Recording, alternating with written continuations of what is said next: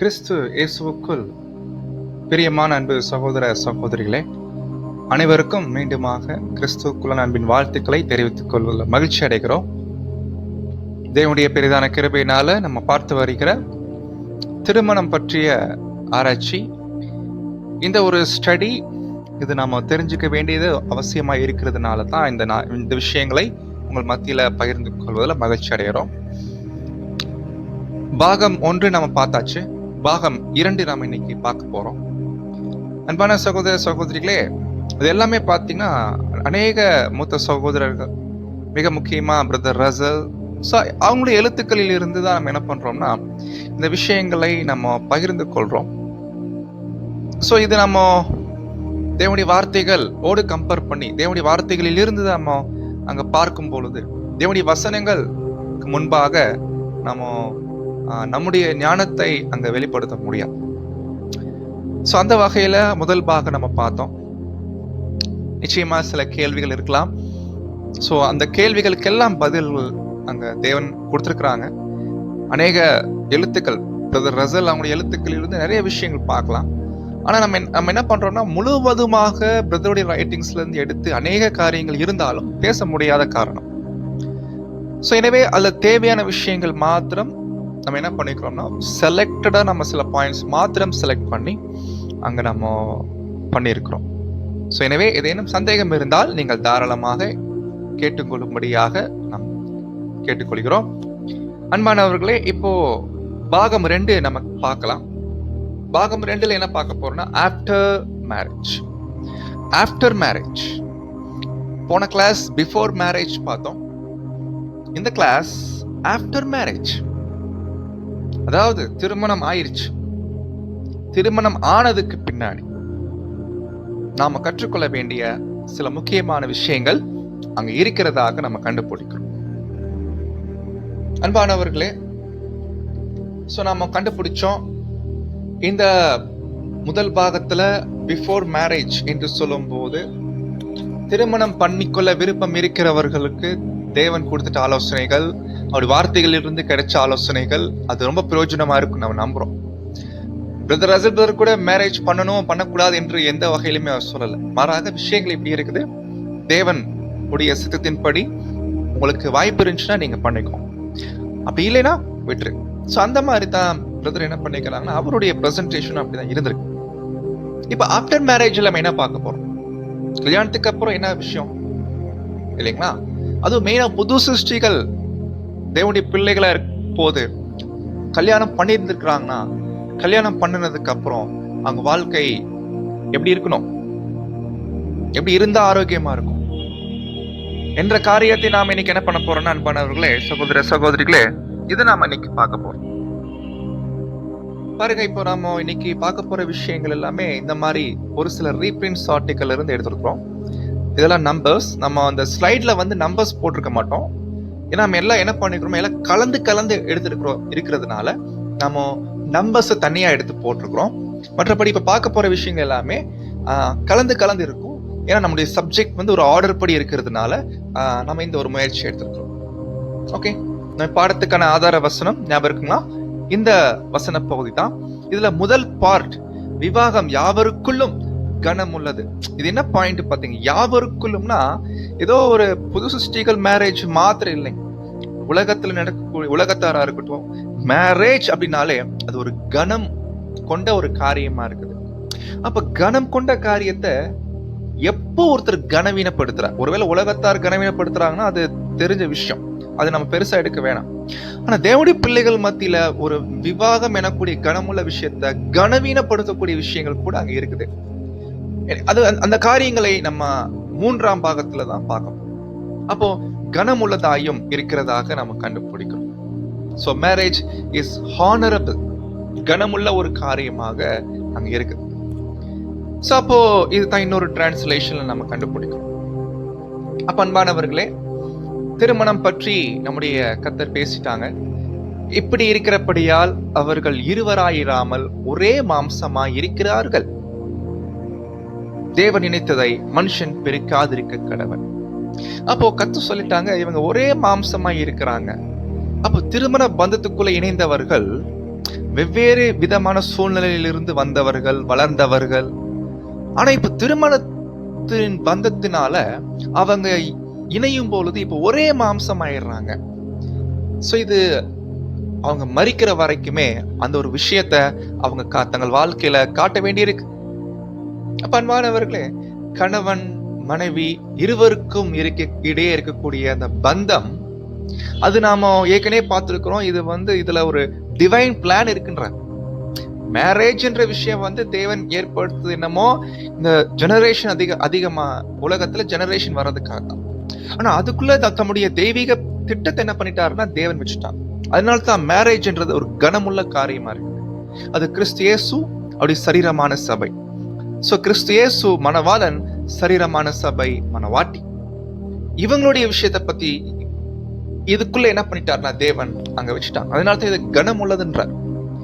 ஒருவேளை திருமண பந்தத்துல இப்படிப்பட்ட ஒரு கணம் இருக்குது இல்லைங்களா? கிறிஸ்து இயேசுவும் சபையும் அவங்க மணவாளன் மணவாட்டியா இருக்கிறாங்க தேவனுடைய பிளான்ல. இந்த ஒரு அருமையான ஒரு காரியம் தேவன் மேரேஜ் குள்ள வச்சுட்டார். அப்ப திருமண பந்தத்துக்குள்ள இணைஞ்சவங்க இந்த ஒரு கனமான காரியத்தை என்ன பண்ண முடியும்னா கனவீனப்படுத்துறாங்க. அப்ப கனவீனப்படுத்துறதுனால அது ரொம்ப தப்பா போகும். அதனால தான் இது உலகத்தார் பண்றாங்க, அது நம்ம பெருசா எடுக்க வேணாம். பட் தேவனுடைய பிள்ளைகள் மத்தியில மேரேஜ் என்ற பந்தத்தை கனவீனப்படுத்துவது என்பது அது மிக மோசமான காரியமா இருக்கு. ஓகே, இப்ப நாம ஆரம்பிக்கலாம். பாருங்க, ஆதியாகமம் 2ஆம் அதிகாரம் 24ஆம் வசனத்துல ரொம்ப கிளியரா சொல்றாரு. மனுஷன் மனுஷன் தன் தகப்பனையும் தாயையும் விட்டு பிரிந்து மனைவியோடு இசைந்திருப்பான். There shall be one flesh. One flesh. இது என்ன காமிக்குதுன்னா ஒரு யூனிட்டி காமிக்குது. கணவனுக்கும் மனைவிக்கும் உள்ள அந்த பரஸ்பரமா இருக்கக்கூடிய அந்த யூனிட்டி, அந்த ஒற்றுமை அது காமிக்கும். இது ஏன் இந்த பாயிண்ட் வச்சுட்டாருன்னா இதுக்குள்ள தேவனுடைய பிளான் இருக்கு. அதனால்தான் திருமணம் கனமுள்ள காரியம் தான். அப்ப அன்பானவர்களே, தேவனுடைய பிளான் படி திருமண பந்தத்துக்குள்ள இருக்கிறவர்கள் அவங்களுக்கு நிறைய ஆலோசனைகள் வேத வசனங்களில் இருந்து தேவன் கொடுத்திருக்கிறான். உதாரணத்துக்கு எபேசியர் 5:23. இது இன்னொரு தமிழ் பைபிள்ல இன்னொரு டிரான்ஸ்லேஷன். நீங்க வாய்ப்பு இருக்கிறவங்க நம்ம பைபிளையும் நீங்க என்ன பண்ணிக்கோங்க, கையில வச்சுக்கோங்க. அப்பதான் ரொம்ப பயன்பாடா இருக்கும். சொல்றாரு, சபைக்கு தலையாக கிறிஸ்து இருக்கிறார், மனைவியின் தலையாக இருப்பது கணவன் தான். பாருங்க, அருமையா சொல்றாரு. சபைக்கு தலை கிறிஸ்து, மனைவிக்கு தலை கணவன். உலகத்துல சொல்லுவாங்க, இந்த கணவன் என்ற வார்த்தைக்கு ஒரு அர்த்தம் சொல்லுவாங்க உலகத்துல. என்ன தெரியுங்களா? கண் அவன் அப்படி சொல்லுவாங்க. கணவன் அப்படின்னா கண் அவன். இது நாள் வரைக்கும் என்னுடைய கண் தான் என் கண். கண் குறிக்குது என்னங்க, அந்த மைண்ட், என்னுடைய சித்தத்தின் படித்தான் நான் வாழ்ந்துட்டு இருந்தேன். ஆனா இனிமேல் என்னுடைய கண் யாரா இருக்க போறாருன்னா அவர் தான். இது உலகத்துல கொடுப்பாங்க. பட் ஓகே, அதை நம்ம விருப்பம்ல எடுத்துக்க வேணாம். பட் பாயிண்ட் என்னன்னா, மனைவியுடைய தலை யாருன்னா கணவன். அப்பதான் சொல்றாரு, சபை கிறிஸ்துவின் சரீரம் போன்றது, சரீரத்தின் ரட்சகராக கிறிஸ்து இருக்கிறார். அப்போ இது ஒரு கம்பாரிசன் பண்றார். ஏன் திருமணம் ஒரு கனமுள்ள காரியமா இருக்கு? அப்ப கிறிஸ்து சபை பத்தி கம்பேர் பண்ணும்போது தான் அது ஒரு கனம் அங்க கிடைக்குது. அப்ப சொல்றாரு எபேசியர் 5:22, மனைவிமார்களே நீங்கள் கர்த்தருக்கு கீழ்ப்படிவது போலவே கணவனுக்கும் கீழ்ப்படியுங்கள். நீங்கள் கர்த்தருக்கு கீழ்ப்படுகிறது மாதிரியே கணவனுக்கும். இது மனைவியானவளுக்கு கர்த்தர் கொடுத்துட்ட ஒரு கட்டளை. மனைவியானவருடைய விஷயம் என்னன்னா கணவனுக்கு கீழ்ப்படியணும். அன்பானவர்களே, இதை பத்தி ரொம்ப விவரமா விளக்கம் நம்ம கொடுக்க நேரம் இல்லை. ஏன்னா இது பற்றின காரியங்கள் நம்ம மத்தியில் ஆல்ரெடி பிரதர் கோபிநாத் அவர்கள் இது பத்தி நிறைய வசனங்களை வச்சு இந்த வசனங்களுக்கான விளக்கங்கள் பத்தி நிறைய எடுத்திருப்பாங்க. வாய்ப்பு இருக்கிறவங்க நீங்க கேட்டீங்கன்னா இன்னும் பிரயோஜனமா இருக்கும். நம்ம என்ன பண்ணோம்னா, பிரதர் பேசிட்ட சில விஷயங்கள், செலக்டட் பாயிண்ட்ஸ் மாத்திரம் இன்னைக்கு உங்க மத்தியில பகிர்ந்து கொள்ள விரும்புறோம். அப்போ கணவர்கள் என்ன பண்ணணும்? அழகான பாயிண்ட். மனைவி கீழ்ப்படியணும்னா கணவர் என்ன பண்ணணும்? நேசிக்க வேண்டும், அன்பு செய்ய வேண்டும். எப்படி? தன் சொந்த சரீரத்தை போல. கணவன்மார்கள் தங்கள் சொந்த சரீரத்தை எவ்வளவு கேர் எடுத்துக்கிறாங்க, அது மாதிரி மனைவி கிட்ட அன்பு காமிக்கணும்ன்ற. பாருங்க, இதுல ரெண்டு விஷயம் பரஸ்பரம் நடக்குது. ஒன்னு கீழ்ப்படிதல் காமிக்கணும் இவங்க, இன்னொன்னு பாத்தீங்கன்னா இவங்க அன்பு காமிக்கணும். ஒருவேளை இதுல எங்கேயாவது ஒரு விஷயத்துல டிராபேக் ஆச்சுன்னா எங்கேயாவது ஒரு இடத்துல சிக்கல் ஆயிடுச்சுன்னா 2 பக்கமே அது பெரிய ஒரு ஆபத்தை அல்லது என்னங்க ஒரு தீமையான விளைவை கொண்டு வரக்கூடிய நிலைமைக்கு தள்ளப்பட்டுரும். எனவே தான் அந்த பரஸ்பர மாற்றத்துல 2மே சரிசமமா இருக்கும். இதுல எங்கேயாவது ஒரு விஷயத்துல எங்க ஒரு இடத்துல ஸ்டாப் ஆயிடுச்சுன்னா அது ரொம்ப கஷ்டமாயிரும். நிக்கும். அதான் நம்ம கண்டுபிடிப்போம். நிறைய விஷயம் பார்க்க போறோம். அடுத்து சொல்றாரு எபேசியர் 5:28-29 இல்லைங்களா? சொல்றாரு எப்போதுமே சரீரத்தை யாரும் வெறுக்க மாட்டார் இல்லைங்களா? ஒவ்வொருவரும் தன் சரீரத்தை நல்ல உணவு கொடுத்து காப்பாற்றுவான். இதைத்தான் கிறிஸ்துவும் சபைக்காக செய்தார். அப்போ சொல்றாரு, எனினும் ஒவ்வொருவரும் உங்களை நேசிப்பது போலவே, எப்படி ஒவ்வொருவரும் தன்னைத்தான் நேசிக்கிறது போல மனைவியை என்ன பண்ணும்? நேசியுங்கள். மனைவியும் கணவனுக்கு கீழ்ப்படிய வேண்டும், மரியாதை கொடுக்கணும். இதுதான் இந்த 2 விஷயம், வேற எதுவும் வேணாம். இது மட்டும் அவங்க வாழ்க்கையில இருந்தாலே போதும், சமாதானமா இருக்கும். எங்க ஏதாவது ஒரு இடத்துல பிரச்சனை ஆயிடுச்சுன்னா அங்கதான் சகோதர சகோதரிகளே நம்ம கண்டுபிடிக்கிறோம் அது ரொம்ப கஷ்டமாயிடும்.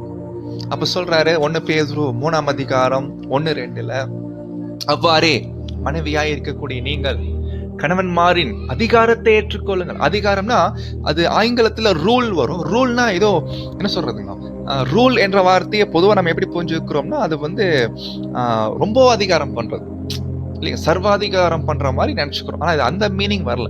அதிகாரம்னா கணவன் வீட்டுல சில அதிகாரம் பண்ணும், அதை செய்யுங்க இதை செய்யுங்க, அது அன்புலதான் செய்வார். அன்புல சொல்லக்கூடிய அதிகாரம் அதை ஏற்றுக்கொள்ளணும்.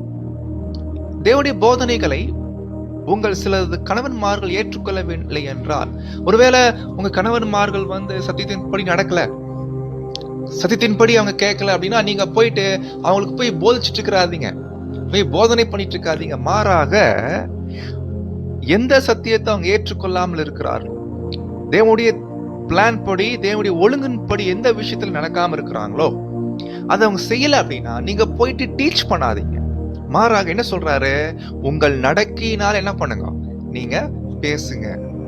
பாருங்க, நீங்க மனைவியானவள் போயிட்டு கணவர்கிட்ட போயிட்டு அட்வைஸ் பண்றது, போன கிளாஸ் பார்த்தோம், டைரக்ட் பண்றது, ஆர்டர் பண்றது கூடாது. அப்ப என்ன பண்ணணும், நடக்கையினால நீங்க என்ன பண்ணுங்க, வலியுறுத்துங்க. உங்க நடக்கையினால நீங்க என்ன பண்ணுங்கன்னா உங்க கணவருக்கு நீங்க அங்க சொல்லலாம். இது வாயை திறந்து சொல்றது நல்ல விஷயம் கிடையாது. உன் நடக்கையை பார்த்தே கணவனுக்குள்ள ஒரு மாற்றம் வரணும். இல்ல நான் பண்றது தப்பு தான், நான் சரியா பண்ணணும் அப்படின்ற ஒரு மனநிலை கணவருக்கு வரணும். மாறாக கணவர்கிட்ட ஆர்டர் போடுறது, ஆர்டர்னா புரியுதுங்களா, அதாவது கட்டளை போடுறது. பொதுவா ஆர்டர் எப்படி போடுவோம், நீ அதை செய் இதை செய்தான் ஆர்டர். இது மனைவி கட்டளை போடக்கூடாது. அதே போல டைரக்ட் பண்ணக்கூடாது, நீங்க இப்படி போங்க நான் சொல்றதை கேளுங்க அப்படின்ற மாதிரி மனைவியானவள் பேசக்கூடாது. அது நல்ல விஷயம் இல்லை. அப்போ இது மீறும் பொழுதுதான் அந்த திருமணத்துக்குரிய கனத்தை நம்ம என்ன பண்றோம், கனவீனமாக்குறோம் அப்படின்ற பாயிண்ட் நம்ம கண்டுபிடிக்கணும். அப்ப சொல்றாரு 1 பேதுரு 3:7 கணவராகிய நீங்களும் உங்க மனைவியோட என்ன பண்ணுங்க, திருமண வாழ்வு பற்றிய புரிந்து கொள்ளுதலின் படி வாழுங்க. அப்படி நீங்கள் உங்கள் மனைவியரை மதிக்க வேண்டும். ஏன்னா அவங்க ரொம்ப வீக்கான வெசல், பலவீனமான பாண்டமா இருக்காங்க. அதை புரிஞ்சுக்கிட்டு அவங்களுக்கு ஏத்த மாதிரி நீங்க புரிஞ்சுக்கிட்டு உங்களுடைய மன பலத்திலையும் சரீர பலத்திலையும் பார்க்காதீங்க, அவங்கள அண்டர்ஸ்டாண்ட் பண்ணுங்கன்ற சொல்றார். புரிந்து கொள்ளுதலின் படி அண்டர்ஸ்டாண்ட் ரொம்ப முக்கியங்களா. ஒருவேளை கணவன் மனைவிக்குள்ள அண்டர்ஸ்டாண்டிங் இல்லைன்னா கண்டிப்பா குழப்பம் தான். சோ கணவன் தான் மிக முக்கியமா மனைவியை அதிகமா அண்டர்ஸ்டாண்ட் பண்ண வேண்டியிருக்கு. ஏன்னா இவர் ஒரு ஆண் இல்லைங்களா. இப்போ ஒரு பெண்ணோடு இணைந்து வாழும் போது பெண்ணை பற்றின அண்டர்ஸ்டாண்டிங்குள்ள வரணும். அதுவும் சேர்ந்து வாழக்கூடிய மனைவி மேல புரிந்து கொள்ளக்கூடிய விஷயத்துல வளர்த்தி கொள்ள வேண்டி இருக்குது. இதுக்கு நிறைய அனுபவம் வேணும் அன்பானவர், எக்ஸ்பீரியன்ஸ் லைஃப்ல வாங்க வேண்டியிருக்கு.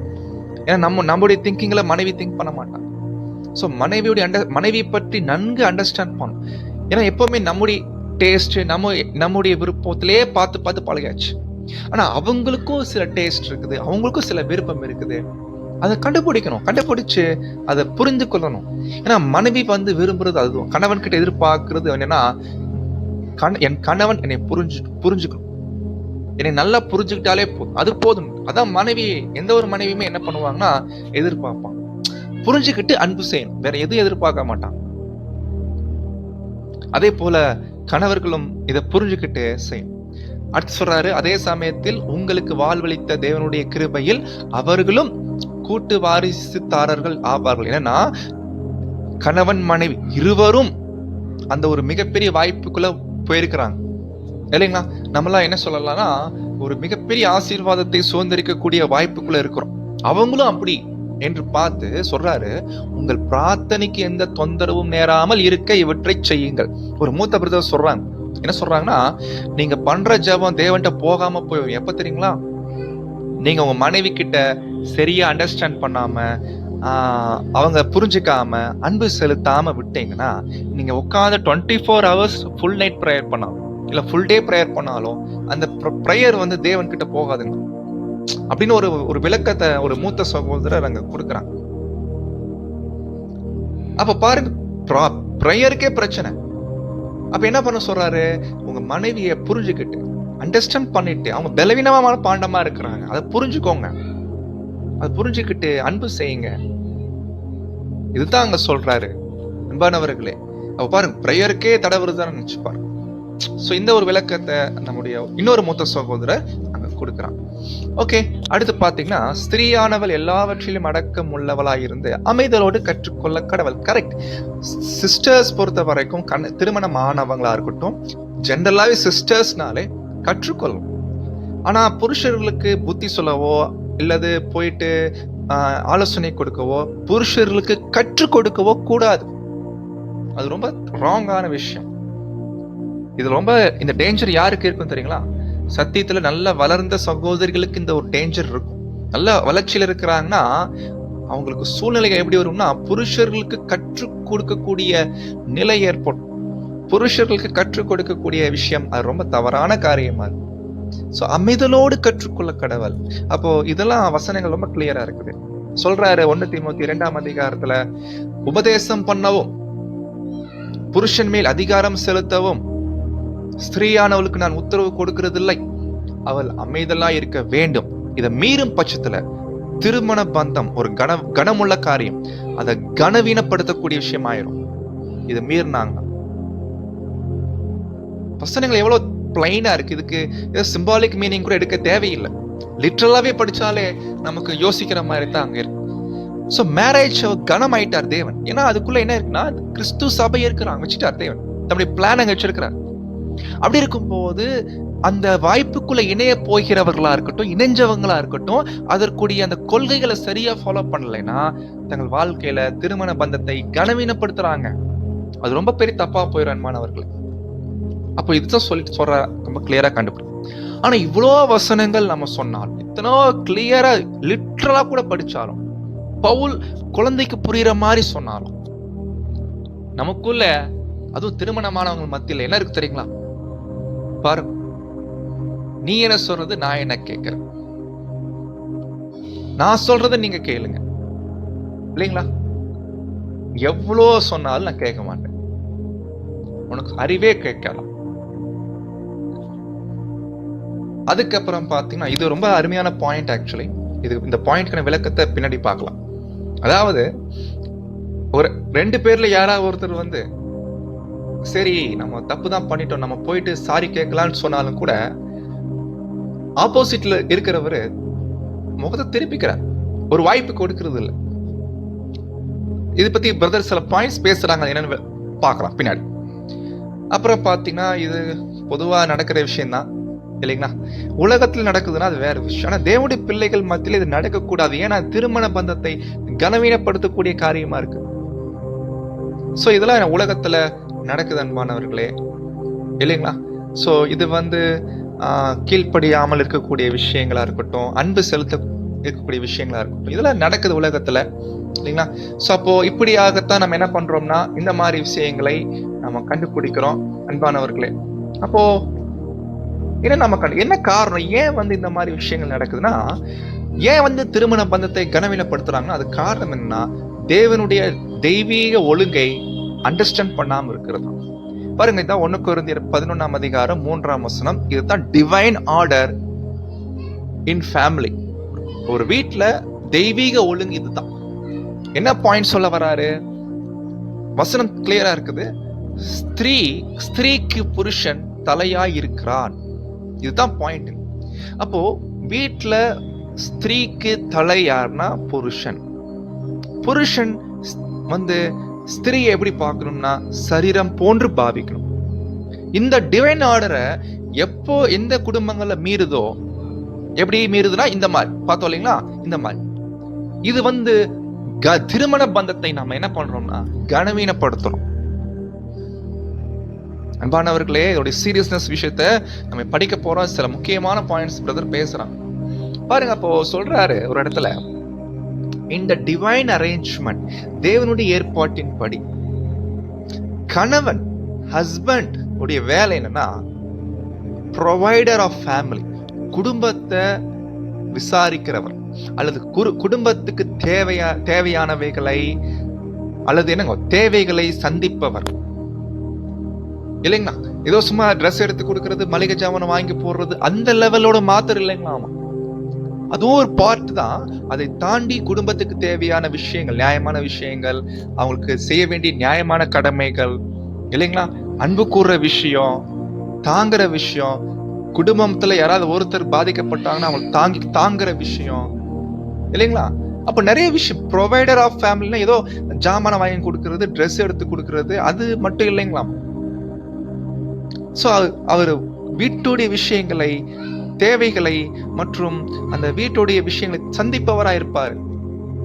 அப்ப சொல்றாரு, ஒருவேளை அப்படி கணவன் வந்து is not obeying divine law, if he neglect this duty, no matter for what reason, என்ன காரணமா இருக்கட்டும், இப்படிப்பட்ட தெய்வீக ஒழுங்கை அவர் நிராகரிப்பார் என்றால், கீழ்ப்படியாமை பண்ணுவார் என்றால், ஒருவேளை முடியாத காலத்துல பரவாயில்ல பாரு, unless it be disability through sickness, ஒருவேளை படுத்த படுக்கை ஆயிட்டாரு, ஆக்சிடென்ட்ல கால் கை போயிருச்சு, அதுனா ஓகே, நோ ப்ராப்ளம்.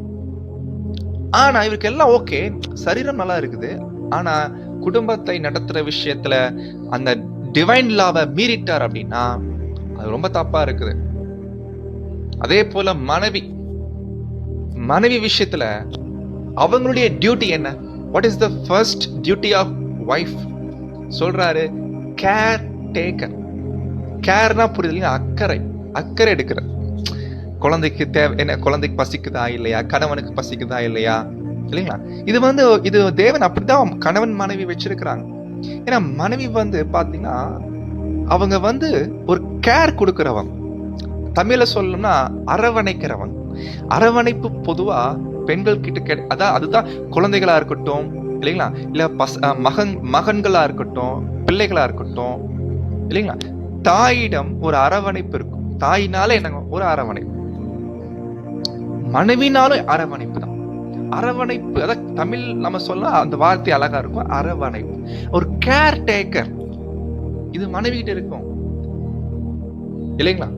சோ இது வந்து கணவர் வீட்டுக்கு வந்தாருன்னா அவர் கேட்காமலே டீ போட்டு கொடுக்கறது, சாப்பாடு ப்ரிப்பேர் பண்றது, இதெல்லாம் கேட்டு செய்யறது மாட்டாங்க, ஆட்டோமேட்டிக்கா அங்க வரும். So looking after the comfort, அவங்களுக்கு ஒரு கம்ஃபர்ட்டான ஜோன் ஏற்படுத்தி கொடுப்பாங்க குழந்தைகளுக்கும் கணவருக்கும். Encouragement of her husband, children along the path. So இதுதான் அன்பான. இப்போ இந்த ரெண்டு கணவன் மனைவி இவங்க ரெண்டு பேரும் டிவைன் லாவை மீறிட்டாங்க, கீழ்ப்படியாமல் எப்ப போறாங்கன்னா தங்களுடைய கடமைகளை அவங்க தவிர்க்கும் பொழுது, நெக்லெக்ட் திஸ் டியூட்டி. அப்போ கடமையை தவிர்க்கும் போது தேவனுடைய ஒழுங்கை மீறுறாங்க. எனவே திருமண பந்தத்தை கனவீனப்படுத்துறாங்க. ரெண்டு பேர்ல யார ஒருத்தர் பண்ணாலும் அது இருவரையுமே பாதிக்கக்கூடிய அளவுக்கு அங்க வரும் அன்பானவர்கள்.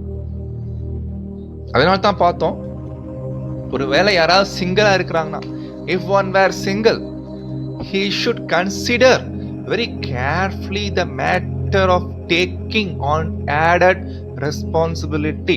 மேரேஜ்குள்ள என்டர் ஆகிறார்னா நிறைய பொறுப்புகள் அவர் மேல் அதிகமாகும். எனவே தான் பொறுப்புகள் அதிகமாகணும்னா அதை ஃபேஸ் பண்ற அளவுக்கு தனக்கு திராணி இருக்குதான் செக் பண்ணும். இல்லைன்னா உள்ள போயிட்டு ரொம்ப கஷ்டப்படுற மாதிரி இருக்கும். அதனால தான் சிங்கிளா இருக்கிறவங்க நல்லா யோசிச்சு இந்த முடிவு எடுக்கும். ஒருவேளை வேலை அப்படின்னா வேலை ஒண்ணு இருந்துட்டு பண்றது ரொம்ப ஆரோக்கியம். இன்கம் இல்லாம பண்றது அது வந்து ரொம்ப கஷ்டமாயிடும். அதே போல பாத்தீங்கன்னா தனக்கு அந்த என் குடும்பத்தை நடத்துக்கக்கூடிய திராணி இருக்குதா கூட செக் பண்ணும். ஸோ அது மெச்சூர்டா இருக்கட்டும், எதா இருக்கட்டும். ஏன்னா சில நேரங்கள் அவர் he should think. அவர் என்ன திங்க் பண்ணுமாமா, I was called when a single, does the Lord wish me to marry? அதாவது ட்ரூத்துக்குள்ள வரும்போது தேவன் என்னை சிங்கிளா தான் கூப்பிட்டுருக்கிறார்.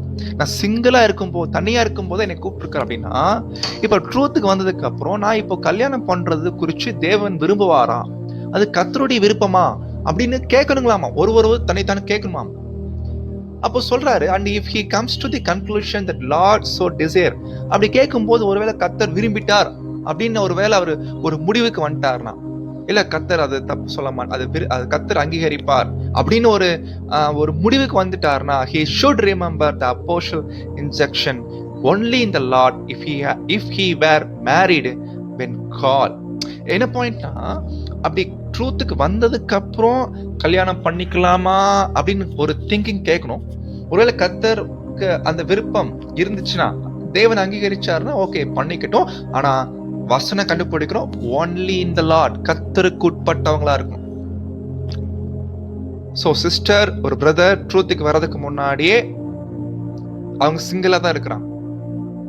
வீட்டில் ட்ரூத்துக்கு வர்றதுக்கு முன்னாடி எங்க என்கேஜ்மெண்ட் நடக்கல, பட் பியூர்லி சிங்கிள். அந்த டைம்ல தேவன் ட்ரூத்து கூப்பிட்டுருக்காரு. இப்ப வந்து சில வருஷம் நல்லா ஓட்டத்தை ஓடுறாங்க, வயசு ஆயிட்டு இருக்குது. அப்ப அந்த டைம்ல ஒரு மேரேஜ் பண்ணக்கூடிய வாய்ப்பு இருக்கு. திங்க் பண்ணணும், நான் பண்ணலாமா வேண்டாமா. ஓகே அப்படின்னா பண்ணுங்க, ஆனா கர்த்தருக்கு உட்பட்டவர்களை. ஆனா நல்லா கவனிக்கணும். அடுத்த பாயிண்ட் சொல்றா, if he were married when called, ஒருவேளை ட்ரூத்துக்கு வர்றதுக்கு முன்னாடியே அவர் கல்யாணம் பண்ணியிருந்தாருன்னா, கண்டிப்பா யார பண்ணிருப்பார், உலகத்துல தான் பண்ணிருப்பார். உலகத்துல பண்ணிருப்பாரு, பெயர் சபையில பண்ணிருப்பார் இல்லைங்களா. இன்னும் சில பேர் பாத்தீங்கன்னா பேசிக் கிளாஸ் கேட்கும் போது அப்பதான் மேரேஜ் நடந்திருக்கும். இன்னும் சில பேருக்கு பேசிக் கிளாஸ் கேட்கும் போது அப்பதான் என்கேஜ்மெண்ட் ஆயிருக்கும் பெயர் சபை. ஒருவேளை வாக்குறுதி கொடுத்திருப்பார், வாக்குறுதி கொடுத்து அந்த வீட்டாருக்கு ரொம்ப உறுதி கொடுத்திருப்பார். பேப்டிசம் எடுத்தாலும் கூட அந்த ஒரு வளர்ச்சி குழந்தை போல தான் இருப்பாங்க இல்லைங்களா. எனவே என்ன பண்ணிடுவார்னா கல்யாணம் பண்ணிடுவார். ஒருவேளை அப்படிப்பட்டவங்கள தேவன் என்ன பண்ணுவார்னா, அவங்கள தேவன் என்ன பண்ணுவார்னா எப்படி உருவாக்கணுமோ உருவாக்கணும். அப்படியும் சில பிரதர்ஸ் நம்ம மத்தியில் இருக்கிறாங்க, ட்ரூத்துக்குள்ள வந்ததுக்கு அப்புறம் இல்லைங்களா, அவங்க கல்யாணம் பண்ணிருக்கிறாங்க, பெயர் சபைகளையா இருக்கட்டும், உலகத்திலயா இருக்கட்டும். ஆனா அவங்க முன்னாடி என்ன பண்ணிருப்பாங்க, ஒரு வாக்குறுதி கொடுத்துருப்பாங்க. ட்ரூத்துக்கு வர்றதுக்கு முன்னாடியே ஒரு வாக்குறுதி கொடுத்துட்டு இருப்பாங்க. அந்த வாக்குறுதி நம்பிட்டு அவங்க அந்த மனைவியோ கணவனோ அவங்க வெயிட் பண்ணிட்டு இருப்பாங்க. அப்ப இவர் ட்ரூத்துக்குள்ள வந்ததுக்கு அப்புறம் அவர் என்ன சொல்லணும், பாருங்க இப்ப நான் என்னுடைய வாழ்க்கை முறை மாறிடுச்சு, இப்ப சொல்லுங்க, நான் உங்களுக்கு ஆல்ரெடி என்கேஜ்மெண்ட் ஆயிருக்கலாம், இல்ல வாக்குறுதி நான் கொடுத்துருக்கிறேன், ஆனா இப்ப என்னுடைய வாழ்க்கை உடைய மாற்றம் ஆயிருக்குது, என்னுடைய கான்செக்ரேஷன் லைஃப் இப்படிதான் இருக்கும், இப்ப சொல்லுங்க இதுக்கு மேலேயும் நீங்க என்னை கல்யாணம் பண்ணிக்கிட்டீங்கன்னா உங்களுக்கு வாழ்க்கை மகிழ்ச்சியா இருக்குமா, நீங்க யோசிங்க என்று ஒரு ஆப்ஷன் கொடுக்கணும். ஒருவேளை இல்ல நான் பரவாயில்ல, நீங்க எங்க போறீங்களோ நான் உங்க கூட தான் வருவேன் அப்படின்னு அவங்க உறுதியா ஸ்டப்பரா நின்னாங்கன்னா, இப்ப நாம அதை ரிஜெக்ட் பண்றது அது ஒரு அநீதியான காரியமா தான் இருக்கும் இல்லைங்களா. சோ இது முன்னாடியே உலகத்துல இருக்கும்போது வாக்குறுதி கொடுக்கும் பட்சத்துல சில பேருக்கு அப்படி கிடையாது இல்லைங்களா. வாக்குறுதி கொடுக்க மாட்டாங்க, ரிஜெக்ட் பண்ணலாம், இல்ல அந்த மேரேஜை கேன்சல் பண்ணலாம், என்கேஜ்மெண்ட்டை கேன்சல் பண்ணலாம். அப்படி கேன்சல் பண்ணும்போது அவங்களுக்கும் எந்த பாதிப்பு ஏற்படாது. ஆனா சில பேருக்கு வாக்குறுதி கொடுத்துருவாங்க, வாக்குறுதி கொடுத்துட்டு அந்த சமயத்துல அவங்க ரொம்ப அதிக ஆசை ஆயிரும். அதுக்கப்புறம் அந்த ஆப்ஷன் கொடுக்கணும், என்னுடைய வாழ்க்கை இனிமேல் இப்படிதான் இருக்க போகுது, இதுக்கு மேல நீங்க என்னை கல்யாணம் பண்ணிக்கணுமா கேட்கும் போது, பரவாயில்ல நான் உங்களை தான் நான் கல்யாணம் பண்ணிக்கிறேன் சொல்லி ஒருவேளை ஸ்டப்பனா நின்னாங்கன்னா அது வேற, நம்ம அது தவிர்க்கிறது அது அநியாயம் தான். அப்படி நம்ம மத்தியில சில பிரதர்ஸ் இருக்கிறாங்க. ஆனா ரொம்ப ஆச்சரியம்னா, அப்படிப்பட்டவங்களுடைய மேரேஜ் ஆஃப்டர் மேரேஜ்க்கு அப்புறம் ரொம்ப ஆச்சரியமா இருக்குது. அவங்களும் சத்தியத்தை கேட்டு, சகோதரனும் சகோதரியோ சத்தியத்தை கேட்டு, பேசிக் கிளாஸ் மூலமா கேட்டு கான்செக்ரேட் பண்ற அளவுக்கு வந்திருக்கிறாங்க. ஆனா இவங்களை பார்த்து என்ன பண்ணிடக்கூடாது தெரியுங்களா, ட்ரூத்துக்கு வந்து உலகத்துல எந்த வாக்குறுதியும் கொடுக்காம ட்ரூத்துக்கு வந்து பல வருஷமா இருந்துட்டு இப்ப நான் உலகத்துல போய் கல்யாணம் பண்ண போறேன் அப்படின்னு ஆல்ரெடி இப்ப நம்ம காமிச்சோல்லிங்க, சில உதாரணம் காமிச்சோல்லிங்க, அந்த பிரதர்ஸ்களை கை காட்டி பாருங்க, அவங்க நல்லா இருக்கிறாங்க. அப்பா அவங்க ஒய்ஃப் கல்யாணம் பண்ணும்போது ட்ரூத்ல இல்லாம இருந்தாங்க, இப்போ பேசிக் கிளாஸ் கேட்டு கல்யாணம் பண்ணிட்டாங்க, கான்சென்ட்ரேட் பண்ணிருக்கிறாங்க. அப்படின்னு அவங்கள கை காட்டி நம்ம பண்ணக்கூடிய தவறுக்கு காரணமாயிடக்கூடாது, காரணம் வைக்க கூடாது. அன்பானவர்களே, நான் சொல்ற பாயிண்ட தெளிவா புரிஞ்சுக்குவீங்க நம்ம நம்புறோம். சோ இதா புரிஞ்சுக்கணும். நிறைய லெவல்ஸ் இருக்கு, நிறைய லெவல் அங்க இருக்குது இல்லைங்களா? அப்ப சொல்றாரு, இந்த பாயிண்ட் நம்ம கிளியரா அண்டர்ஸ்டாண்ட் பண்ணணும். சோ அப்போ சொல்றாரு, ஒருவேளை உலகத்துல இருக்கும் போதே கல்யாணம் ஆயிருந்துச்சுன்னா, அந்த டைம்ல கத்த ட்ரூத் கூப்பிட்டு இருக்காருன்னா, அப்ப சொல்லக்கூடாதுங்களாமா, I wish I were not married, அதாவது நான் வந்து கல்யாணம் பண்ணாமே இருந்திருக்கணும் அப்படின்னு சொல்லக்கூடாதுங்களாமா. he should not say I could do so much more, so much better if not married. நான் இப்போ கல்யாணம் பண்ணிக்கூடாது, இப்போ கல்யாணம் மட்டும் பண்ணாம இருந்திருந்தேன்னா நல்லா இருந்திருக்குமே அப்படின்னு நினைக்க கூடாதுங்க. he was married when he called, அதாவது அவரு தேவன் வந்து அவரை கூப்பிடும் போது அவர் கல்யாணம் ஆயிக்கிறார். அப்படி இருக்கும்போது அது ஒரு கடமை, அந்த கடமையிலிருந்து பின்வாங்க கூடாது, அந்த கான்ட்ராக்டை கண்டிப்பா முடிக்கணும், அந்த என்னங்க அந்த ஒப்பந்தத்தை நிறைவு செய்யணும். ஒப்பந்தத்துக்கு விரோதமாக அவர் செயல்படக்கூடாது. அன்பானவர்கள், ஒருவேளை அவங்க பேர் சபையில் இருக்கலாம், உலகத்துல இருக்கலாம், கல்யாணம் ஆயிருச்சு, ஆனா ட்ரூத்துக்கு வர்றதுக்கு முன்னாடி, ட்ரூத்துக்கு வந்துட்டீங்கன்னா நீங்க இந்த மாதிரி சொல்லவே கூடாது அப்படின்ற மாறாக அந்த ஒப்பந்தத்தை நிறைவேற்றி முடிங்க, செய்ய வேண்டிய கடமையை செய்யுங்க. உங்க மனைவி உலகத்தரா இருந்தாலும் பெயர் சபையில் இருந்தாலும் அன்பானவர்களே, அந்த டிவைன் லாவை மறந்துடாதீங்க, திருமணத்துடைய கணத்தை கனவீனப்படுத்திடாதீங்க அப்படின்னு நம்ம கண்டுபிடிக்கணும். அப்ப பாருங்க, நம்ம எல்லாரும் கல்யாணம் பண்ணும் போது நம்மிடையே ஒரு வாக்குறுதி வாங்குவாங்க, ஞாபகம் இருக்குங்களா? அன்பானவர்களே, எல்லாரும் நம்ம வாக்குறுதி வாங்குவாங்க. அந்த வாக்குறுதி பத்தி இன்னைக்கு எல்லா பேர் சபைகளும் கூட பண்றாங்க. ஆனா அதெல்லாம் எதுக்கு பண்றாங்க, ஏன் பண்றாங்க, அர்த்தத்தோடு பண்றாங்களா? ஒண்ணுமே இல்லை. இப்ப நம்மளே எடுத்துக்கலாம், இந்த வாக்குறுதிகள் வந்து இப்ப நம்ம மைண்ட்ல இருக்கா? நம்ம என்ன வாக்குறுதி கொடுத்தோம் ஞாபகம் இருக்குங்களா? நம்முடைய துணைக்கு, நம்முடைய துணை, வாழ்க்கை துணைக்கு என்ன வாக்குறுதி கொடுத்தோம் பப்ளிக்ல, இல்லைங்களா? அந்த வார்த்தைகள் ஞாபகம் இருக்குங்களா? இல்லைங்களா? டேஷ் என்ற நான், டேஷ் என்ற உன்னை என் மனைவியாக அல்லது என் கணவனாக நான் ஏற்கிறேன், இல்லைங்களா? இனி இது முதற்கொண்டு, இந்நாள் முதற்கொண்டு வரக்கூடிய நாட்களில் வாழ்வின் துன்பத்திலும் சுகத்திலும் துக்கத்திலும் வறுமையிலும் செல்வத்திலும் பாடுகளிலும் சந்தோஷத்திலும்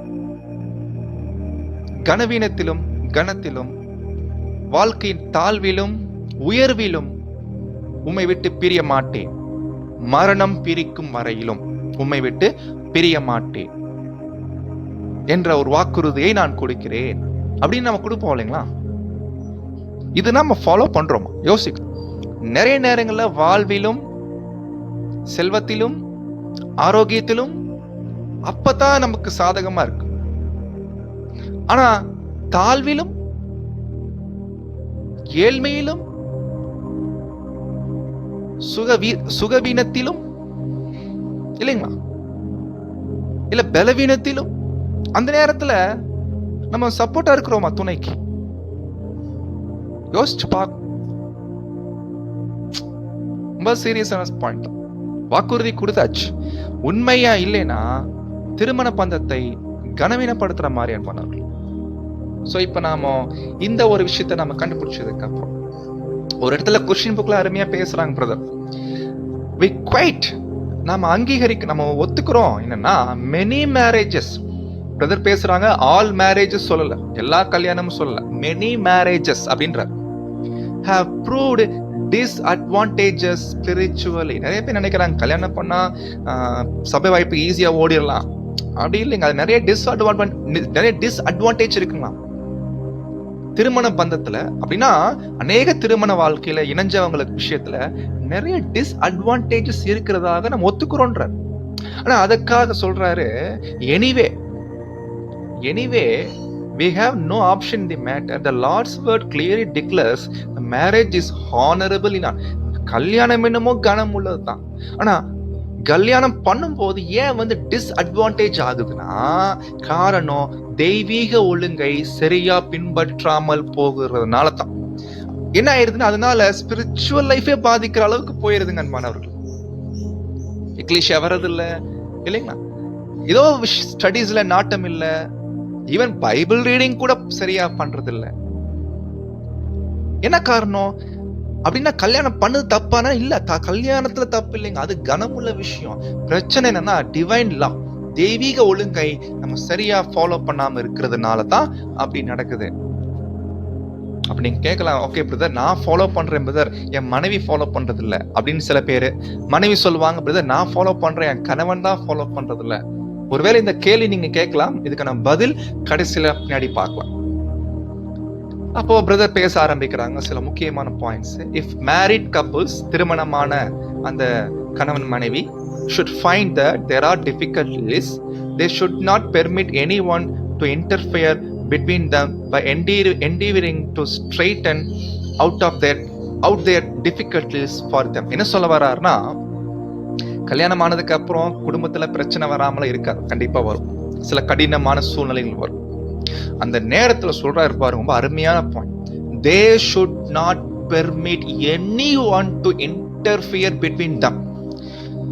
கணவன் மனைவிக்குள்ள பிரச்சனை வருதுன்னா எந்த ஒரு நபரா இருக்கட்டும், மூன்றாவது நபர் யாரையுமே அனுமதிக்க கூடாதுங்களா. இன்னைக்கு பாருங்க நிறைய இடங்கள்ல இது நடக்குது. ஈவன் எல்டர்ஸ் கூட அனுமதி இல்லைங்க. கணவன் மனைவி பிரச்சனைனா மூப்பர்கள் கூட தலையிடக்கூடாதுங்க, வித்தவுட் தேர் பெர்மிஷன். இன்னைக்கு நிறைய குடும்பங்கள் உடைஞ்சு போறது காரணமே இவங்க 2 பேர் கூட சமாளிச்சிருவாங்க, ஆனா மூன்றாவது நபர் தலையிடுறாங்க பாருங்க, அங்கதான் பிரச்சனை. அதுல மிக முக்கியமா உலகத்திலே சொல்லுவாங்க இல்லைங்களா, யாரு வருவாங்க தெரியுங்களா? அம்மாக்கள் இல்லைங்களா? அம்மாக்கள் தான் அந்த ஒரு விஷயம் அதிகமா நடக்கும். அப்பா கூட அவளுக்கா வராது, வரும், பட் இந்த அதிகமா அம்மாக்கள். சோ வேண்டாம் சொல்றாரு, என்ன கடினமான சூழ்நிலைகள் வந்தாலும் அந்த கடினமான சூழ்நிலையிலிருந்து வெளிவர்றதுக்கு தயவு செய்து வேற யாரையும் உள்ள விடாதீங்கன்ற. by endeavoring to straighten out their difficulties for them, அந்த கடினமான சூழ்நிலையிலிருந்து வெளியே கொண்டு வர்றதுக்கு மூணாவது நபரை கொண்டு வராதீங்க. அது அக்காவா இருக்கட்டும், தங்கச்சியா இருக்கட்டும், தம்பியா இருக்கட்டும், அண்ணனா இருக்கட்டும், எக்லீஷியா எல்டர்ஸா இருக்கட்டும், எக்லீஷியா ஃப்ரெண்ட்ஸா இருக்கட்டும், அம்மாவா இருக்கட்டும், அப்பா இருக்கட்டும், வேண்டான்ற. அது அப்படி பண்ணீங்கன்னா, அது சொல்லுவாங்களா, பிரதர் சொல்றாரு, such make trouble. வேற மாதிரி தமிழ்ல சொல்லணும்னா எரியிற தீல எண்ணெய் ஊத்துற மாதிரி, அந்த மாதிரி. அப்ப என்ன சொல்றாரு பாருங்க, தேவன் உங்களை இணைச்சிருக்கிறார். தேவன் உங்களை இணைச்சிருக்கிறாருன்னா no one attempt to interfere with. உங்களை தேவன் நினைச்சிருக்கிறாருன்னா வேற யாரும் உள்ள விடக்கூடாது. ஏன்னா அப்படி நீங்க விட்டீங்கன்னா என்ன பண்ணிருப்பாரு தேவன்? அவங்களும் இணைச்சிருப்பாரு இல்லைங்களா? அப்படி இருக்கும்போது எதுக்கு நீங்க மூணாவது ஆளை உள்ள நுழைய விடுறீங்க? நீங்க இருவரும் மாம்சமா இருப்பீங்கன்னா உங்களுக்குள்ளதான் விஷயம் இருக்குமே ஒழிய மூன்றாவது நபரை உள்ள அனுமதிக்க கூடாது. அப்ப சொல்லிட்டு ஒரு பாயிண்ட் சொல்றாரு, marital difficulties invariably cause a great deal of talk. அதாவது திருமண ஒப்பந்தத்துல பந்தத்துல நிறைய விதவிதமான பிரச்சனைகள் வரும், ஒவ்வொருவருக்கும் ஒவ்வொரு விதமா இருக்கும் இல்லைங்களா? அது பேசி கிளியரா பேசணும், கிளியரா பேசி முடிவெடுக்கும். அப்ப சொல்றாரு, knowing this we should be on guard lest we should do anything to increase difficulties in the lives of others. என்ன பண்ணிடக்கூடாதுன்னா, ஒருவேளை குடும்பத்துல யாராவது பிரச்சனை நீங்க பாத்தீங்கன்னா போயிட்டு அந்த பிரச்சனையை அதிகரிக்கிற மாதிரி நீங்க உள்ள போயிடாதீங்கன்ற. அது யாரா இருக்கட்டும், எல்டர்ஸே இருக்கட்டும், உள்ள போயிடாதீங்கன்ற. அப்ப இதுக்கு அப்ப என்னதான் பண்ணும் பிரதர்? சொல்றாரு பாருங்க, we are not even to sympathize, we are to leave them alone. தனியா விட்டுருங்க. அவங்க தானே கல்யாணம் பண்ணிட்டாங்க, 2 பேர் பண்ணிட்டாங்க இல்லைங்களா? சந்தோஷமான காலங்கள்ல எவ்வளவு அவங்க 2 பேர் மட்டுமே மகிழ்ச்சியா இருக்கிறாங்க இல்லைங்களா? அதே போல துக்கமான காலத்துல அவங்களே face பண்ணிக்கட்டும். we are to leave them alone. தனியா விட்டுருங்கன்ட்ட. இன்னைக்கு நிறைய குடும்பங்கள பிரச்சனைகளுக்கு காரணம் மூன்றாவது நபருடைய தலையீடு. மிக முக்கியமான பாயிண்ட், வேணாம் விட்டுருங்க. அப்ப சொல்றாரு பாயிண்ட், give them advice பண்ணுங்க whenever they ask for it. அதாவது கணவன் மனைவியா பிரதர் எங்களுக்குள்ள ஒரு பிரச்சனை இருக்குது, இந்த சூழ்நிலையில என்ன பண்ணணும், எங்களுக்கு அட்வைஸ் கொடுங்கன்னு 2 பேர் கேட்கணும். 2 பேர் கேட்டாதான் அப்ப வேணா அட்வைஸ் பண்றதோட ஓகே. ஆனா இன்டர்ஃபியர் பண்ணக்கூடிய, இன்டர்ஃபியர்னு என்ன தெரியுங்களா, பஞ்சாயத்து பண்ண வைக்கிற, பஞ்சாயத்து பண்றது. நீங்க என்ன, ஏன் இப்படி பண்ணீங்க, அப்படி செஞ்சிடக்கூடாது, இல்ல நீங்க சிஸ்டர் நீங்க பண்ண தப்பு, இல்ல பிரதர் நீங்க இப்படி பண்ணிருக்கணும், இது பண்ணக்கூடாதுங்களாமா. ஜஸ்ட் அட்வைஸ், பிரதர் சிஸ்டர் வசனம் எப்படி இருக்குது, இதைத்தான் நீங்க செய்யணும், அவ்வளவுதான், போயிட்டே இருக்கணும். அதுவும் எப்போ, whenever they ask for it, கேட்டா தான். 2 பேர் கேட்கணும். இதோ ஒருத்தர் வந்து கேட்கிறாரு சொல்லிட்டு கூட சொல்லக்கூடாது. ஒருவேளை ஒருத்தர் வந்து கேட்டாலும் அட்வைஸ் சொல்லி நிப்பாட்டிக்கலாம். கேட்டா கொடுக்கணும் மொழிய, கேட்காமல் தலையிடுவது ரொம்ப தப்பு. அட்வைஸ் பண்றதுக்கும் பஞ்சாயத்து பண்றதுக்கு வித்தியாசம் இருக்கு அன்பானவர்களே. அட்வைஸ் பண்றவங்க கூட அந்த மெச்சூர்டா ஹேண்டில் பண்ணணும் ஒரு காரியத்தை, இல்லைன்னா அது இன்னும் பெரிய பிரச்சனை ஆயிக்கொண்டு. ஏன்னா ஆஃப்டர் தே ஹேவ் மேரிட், கல்யாணம் பண்ணதுக்கு அப்புறம் it is for better or worse, நன்மையோ தீமையோ, நல்லதோ கெட்டதோ அவங்களே பார்த்துக்கிட்டோம் சாகிற வரைக்கும், as long as they live அப்படின்னு என்ன பண்றாருன்னா அங்க பாயிண்ட் அங்க சொல்ற. இந்த பாயிண்ட்ல நம்ம யோசிச்சு சிந்திச்சு பார்க்க வேண்டிய பாயிண்ட்ஸா இருக்குது அன்பனவர்கள். அதனால சோ நமக்கு அந்த மாதிரி சூழ்நிலைகள் வந்துச்சுன்னா தயவு செய்து குடும்ப விஷயங்களை தலையிட வேண்டாம். அது என்னவோ அவங்களே பார்த்துக்கிட்டோம். அட்வைஸ் வந்து கேட்டாங்கன்னா எங்களுக்கு வசனத்தின்படி அட்வைஸ் கொடுங்க, கேட்டாங்க மாத்திரம் அட்வைஸோட நிப்பாட்டிக்கலாம். போன்ல 1 hour 2 hour பேசுறது வேணாம். மிக முக்கியமா பெண்ணுடைய தாயார், அதே போல மாப்பிள்ளையுடைய வீட்டார், அவங்களுக்கு இந்த விஷயம் ரொம்ப யோசிக்கணும். அட்வைஸ் பண்றதோட தான் எல்டர்ஸா இருக்கட்டும் இல்ல பிரதர்ஸா இருக்கட்டும், அவங்க லிமிட் உள்ள போயிட்டு இன்டர்ஃபியர் ஆயிட்டு 2 பேருக்குள்ள விஷயங்களை பேச விட்டு பஞ்சாயத்து பண்ண விட்டு இது வேணாம், அது வேணான்ட்டார். இன்டர்ஃபியர் பண்ணாதீங்கன்ட்டார். இது நான் ஏன் இவ்வளவு ஸ்ட்ரெஸ்ஸா சொல்றேன் நீங்க கேட்கலாம், ஏன் இதையே ரிப்பீட் பண்ணிட்டே இருக்கிறீங்க பிரதர்னா, சில விஷயங்கள் கேள்விப்படும் போது ரொம்ப கஷ்டமா இருக்காங்க. அதனால தான் நம்ம இந்த விஷயங்கள் அழுத்தம் திருத்தமா நம்ம சொல்றோம். அடுத்த பாயிண்ட் பேசுறாரு, being conscious of our own imperfection should help us to allow love to cover weakness and imperfection of our partner. பொதுவா கணவன் மனைவிக்குள்ள பாத்தீங்கன்னா பொதுவா ஒருவர் மேல ஒருவர் குறைகள் தான் அதிகமா தெரியும். அப்ப என்ன பண்ணணும்னா அந்த டைம்ல என் மனைவியுடைய குறையை நான் பார்க்காம இருக்கணும்னா என்னுடைய குறைகளை நான் அதிகமா கவனிக்கணும். என்னுடைய குறைகளை நான் என்கிட்ட என்ன மைனஸ் இருக்கு, நான் இப்படிப்பட்டவனா இருந்து இப்படிப்பட்ட மனைவி என்கிட்ட வாழ்றாங்க, அது எவ்வளவு பெரிய விஷயம். என்கிட்ட இவ்வளவு பெரிய வீக்னஸ் இருந்தும் என் மனைவி என்கிட்ட வாழ்றாங்கன்னா அது எவ்வளவு பெரிய விஷயம் அப்படின்னு தன்னுடைய இம்பர்ஃபெக்ஷனை பத்தி நமக்கு அந்த கான்சியஸ் வேணுங்களாம். அது நமக்கு அப்படி நினைச்சாதான் உங்க மனைவியை பார்க்கும்போது அவங்களுடைய குறைகளை பார்க்கும்போது அது என்ன பண்ணும் தெரியுங்களா, அன்பு வந்து அதை மூடும். Love to cover weakness and imperfection of our partner. என்ன அருமையான பாயிண்ட். நம்ம சிந்திச்சு பார்க்கணும். ஒருவேளை மனைவி கிட்ட ஏதாவது குறை தெரியுதா, டக்குன்னு உடனே நம்மளை பத்தி திங்க் பண்ணும். என்கிட்ட எவ்வளவு மிஸ்டேக்ஸ் இருக்குது, என்கிட்ட எவ்வளவு வீக்னஸ் இருக்குது, எவ்வளவு இம்பர்ஃபெக்ஷன் இருக்குது, ஆனா இதெல்லாம் என் மனைவி சகிச்சுட்டு இருக்கிறாங்களே, நான் என்ன பண்ணோம், நான் அப்படிதான் அவங்களை பார்க்கணும். சரி பரவாயில்ல இருக்கட்டும் அப்படின்னு கணவனா இருக்கட்டும் மனைவியா இருக்கட்டும் அந்த பார்வையில அங்க பார்க்கணும். என்ன அருமையான பாயிண்ட். அடுத்த பாயிண்ட் சொல்றாரு பாரு, if any have quarrel against any. பொதுவா கணவன் மனைவினாலே சண்டை தான் இல்லைங்களா, குவாரல் வராம இருக்க, விவாதங்கள் வாக்குவாதங்கள் வரும். ஆனா ஒரு சில விஷயம் உப்புச்சப்பு இல்லாம இருக்கும், சில விஷயங்கள் ஆனா வரும். அந்த டைம்ல வரும்பொழுது நீங்க என்ன பண்ணுங்களாமா, குவாரல் விவாதம் பண்றதுனால ஒரு முடிவு வராது. அப்ப அது அந்த விவாதத்தை முடிச்சு வைக்கணும்னா, சண்டையை முடிச்சு வைக்கணும்னா வசனம் சொல்லுது, கிறிஸ்து உங்களுக்கு மன்னிச்சது போல நீங்களும் ஒருவரை ஒருவர் மன்னியுங்கள். கிறிஸ்து மன்னிச்சாரா? ஆமா. நம்ம கிறிஸ்துவுக்கு உண்மையா இருக்கிறோம் இல்ல, கிறிஸ்துவுக்கு ரொம்ப கீழ்ப்படிதலோட இருக்கிறோமா, எல்லாத்தையும் கரெக்டா இருக்கிறோமா? ஆனா அவர் மன்னிக்கிறாரு இல்லைங்களா? எப்படி மன்னிக்கிறாரு?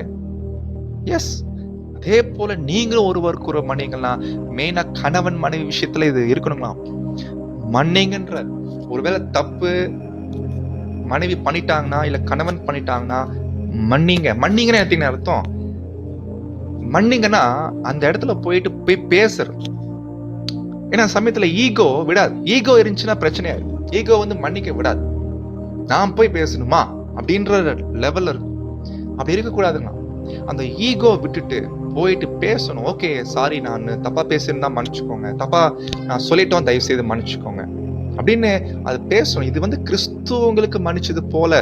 இந்த ஒரே ரொம்ப வார்த்தை சிம்பிளா இருக்குது, ஆனா பெரிய விஷயம் அன்பானவர்கள். கிறிஸ்து நம்மளை மன்னிக்கிறாருன்னா நம்ம அந்த அளவுக்கு நிறைய பண்ணிருக்கோம். அப்படி இருந்தும் மன்னிக்கிறாருன்னு நினைச்சு பாருங்க, எவ்வளவு பெரிய விஷயம். அப்ப சொல்றாரு, இன் மேரேஜ், கல்யாணத்துல an occasional argument will come. கண்டிப்பா வரும், அப்பப்போ சண்டை வரும் குடும்பத்துக்குள்ள. பட் அது சர்ப்ரைசிங் இல்ல. அது this is not surprising. Having to deal with many hard decision and trying moments causes pressure. கண்டிப்பா சில வாழ்க்கையில, சில அந்த குடும்பத்துல சில முடிவுகள் எடுக்கிற விஷயத்துல ரொம்ப கடினமான ஒரு அழுத்தம் ஏற்படும். அப்ப சண்டைகள் பாத்தீங்கன்னா ரொம்ப பெருசா கூட வரும். ஓகே, அது that is not surprising. அது ஆச்சரியம் இல்ல. ஆனா என்ன பண்ணுங்கன்னா, கிறிஸ்து உங்களுக்கு மன்னிச்சது போல நீங்க என்ன பண்ணுங்க, மன்னிங்க. அப்ப சொல்றாரு, daily reconciliation is the scriptural prescription. ஒருவேளை சண்டை வருதுன்னா வசனம் சொல்லுது, போயிட்டு நம்ம எப்படி போயிட்டு நம்ம டெய்லி பாவம் பண்றோம் இல்லைங்களா, போய் என்ன பண்றோம், தேவன் சமூகத்துல போயிட்டு மன்னிப்பு வாங்குறோம் இல்லைங்களா. அதே போலதான் இதே போலதான் குடும்பத்துல கூட சண்டை வருதுன்னா, அன்பான சகோதர சகோதரிகளே, கோபத்துல நம்ம இருக்கிறோம் அப்படின்னா நல்லா கவனிச்சுக்கணும். சூரியனை நம்ம என்ன பண்ணிடக்கூடாது தெரியுங்களா, மறைய விட்டுறக்கூடாது சாயங்காலத்துல இல்லைங்களா. என்ன பாயிண்ட்னா, எபேசியர் 4:26 படிக்கிறோம் இல்லைங்களா, சூரியன் மறைகிறதுக்கு முன்னாடியே உங்க கோபத்தை என்ன பண்ணிருக்கோம், தணிச்சிருங்க. அப்படின்னா நம்ம என்ன பண்ண வேண்டியதுன்னா, ஒருவேளை காலையில சண்டை ஆரம்பிக்குதுன்னா சாயங்காலத்துக்குள்ள என்னுடைய பார்ட்னர் அவரு என்கிட்ட பேசுறாரு இல்லையோ, தப்பு அவர் மேலே இருக்கட்டும், அவர் என்கிட்ட பேசுறாரு இல்லையோ, நான் என்ன பண்ணிடணும், சாயங்காலத்துக்குள்ள சூரியன் மறைறதுக்குள்ள அது போயிட்டு நான் ரீகன்சிலேஷனா ஒப்புரவாயிரும். அந்த ஒப்புரவு வாங்கும்போது நல்லா புரிஞ்சுக்கணும், ஈகோ ரொம்ப பெரிய தடை பண்ணும். ஏன்னா அவர் தானே தப்பு பண்ணாரு, நான் எதுக்கு போய் பேசணும். ஆனா வசனம் அப்படியே சொல்லல. வசனத்தின் படி நீங்க கல்யாண பந்தத்தை கனமுள்ளதா ஆக்கணும்னா, உங்க வாழ்க்கையில கனமா இருக்கணும்னா கல்யாண பந்தம் வசனத்துக்கு கீழ்ப்படிஞ்சுதான் ஆகணும் அன்பானவர்களே. சூரியன் கீழே போறதுக்கு முன்னாடியே என்ன பண்ணுங்க, நீங்க கோபத்தை தணிச்சிருங்க. Let not the sun go down upon your wrath. அப்போ சொல்றா, we need to remember how frequently the Lord has forgiven us. கர்த்தர் எவ்வளோ டெய்லி நம்மளை மன்னிக்கிறார் இல்லைங்க, daily மன்னிக்கிறார். How quickly he brings us back into his loving arms. மன்னிக்கிறது இல்லாம அவர் நம்ம என்ன பண்றாரு, நம்ம விலகி இருந்தாலும் நம்ம சேர்த்து கொள்றாரு இல்லைங்களா. தப்பு நம்ம மேலதான் இருக்குது, நம்ம தான் விலகி போறோம். ஆனா அவர் நம்ம டெய்லி என்ன பண்றாரு, சேர்க்கிறார் இல்லைங்களா. How quickly he brings us back into his loving arms. அப்ப சொல்றாரு, what a wonderful bridegroom he is. என்ன மணவாளன்பா ச்சே அப்படின்றாரு. நினைச்சு பாருங்க, ஒருவேளை இப்ப குடும்பத்துல கணவன் மனைவிக்குள்ள சண்டை வருதுன்னா, கணவன் மனைவியில யாரு முதலா போயிட்டு ஒப்புரவாகிறாங்க, அதுதான் ரொம்ப அருமையான விஷயம். அப்ப சொல்றாரு, இப்பதான் பாயிண்ட் சொல்றாரு, அப்படி யாராவது ஒருத்தர் வராங்க வச்சுக்கோ, வரும்பொழுது வரவங்களுக்கு நீங்க என்ன பண்ணுங்கன்னா, அத சாரின்னு சொல்ல வரவங்களுக்கு அது சொல்றதுக்கான சூழ்நிலைய ஏற்படுத்தி கொடுங்கன்றார். நிறைய நேரங்கள சாரி சொல்ல வருவாங்க, இவர் முகத்தை திருப்பிட்டு போயிடுவார், சாப்பிடாம வீட்டை விட்டு வெளியே போயிடுவார். அப்படி இருக்க கூடாது. சொல்றாரு பாருங்க, if a quarrel has occurred and your spouse comes to you, ஒருவேளை சண்டை வந்ததுக்கு அப்புறம் உங்க மனைவியோ கணவனோ மன்னிப்பு கேட்கறதுக்காக வராங்க அப்படின்னா, make it easy for them to do so. அது செய்யறதுக்கு நீங்களே ஒரு வழி ஏற்படுத்தி கொடுங்க. மாறாக, do not make them go through great penitence performance while you reluctantly look on. சில நேரங்கள் ரொம்ப ஈகோ என்ன பண்ண தெரியுமா, அவர் கெஞ்சி கேட்பார், சிஸ்டரோ கணவனோ ரொம்ப கெஞ்ச வச்சு, ரொம்ப கெஞ்சி சில நேரங்கள் காலே விழுற அளவுக்கு அவங்க சூழ்நிலைகள் போகும். அப்பயும் கூட பாத்தீங்கன்னா இறங்கி வர மாட்டான், அப்படியே ஸ்டப்பனா நிற்பான். அதான் ஒரு பிக்சர் காமிச்சு ஞாபகம் இருக்குன்னா, அந்த பிக்சர் அது மாதிரி நம்ம காமிக்கிறோம், நல்லா கவனிங்க.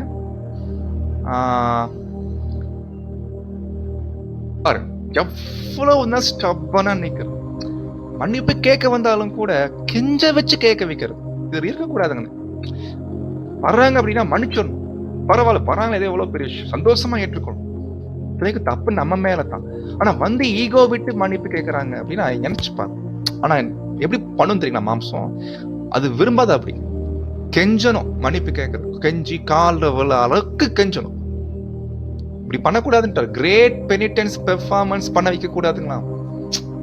என்ன அருமையான பாயிண்ட். இதெல்லாம் தேவனுடைய வார்த்தைகள் எவ்வளவு கிளியரா இருக்குது. இதெல்லாம் இதை நம்ம செஞ்சோம்னாலே திருமண பந்தத்தை கனமா இருக்கும் என்பார்கள். அடுத்த பாயிண்ட் சொல்றாரு, let each one of you individually so love his own wife as himself. அதாவது நிறைய பர்சன் கம்ப்ளைண்ட் பண்ணுவாங்க, பிரதர் என் மனைவி ஒன்று சரியா கீழ்ப்படுகிறது இல்லை, சரியா எனக்கு ஒபே பண்றது இல்லை, என்னை மதிக்கிறது இல்லை, பயபக்தி இல்லை சொல்லுவாங்க சில பிரதர்ஸுங்க. அது காரணம் யார் தெரியுங்களா? மனைவி கிடையாது, நீங்க தான்றார். என்ன பாயிண்ட் தெரியுங்களா? சொல்றாரு பாருங்க பாயிண்ட்.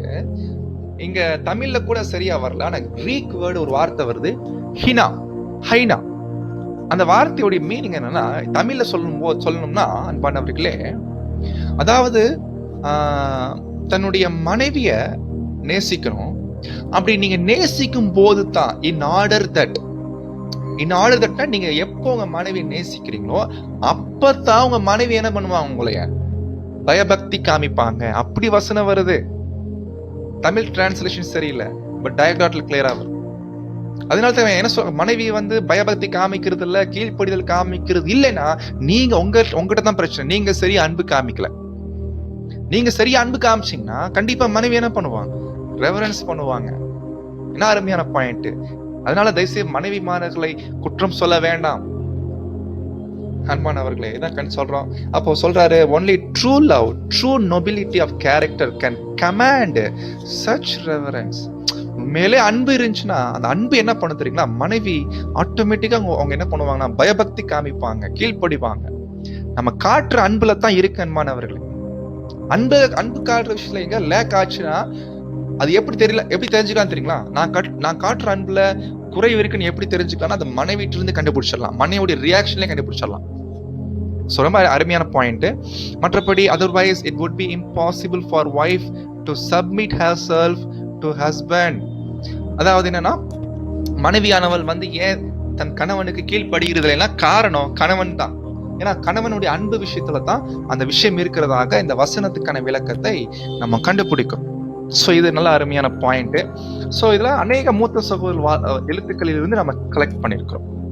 அடுத்த பாயிண்ட் பார்த்தீங்கன்னா, so ought men to love their wives as their own bodies. ஆமா, ஒரு மனிதனும் தன்னுடைய மனைவியை அன்பு கூறணும் அப்படின்ற இல்லைங்களா?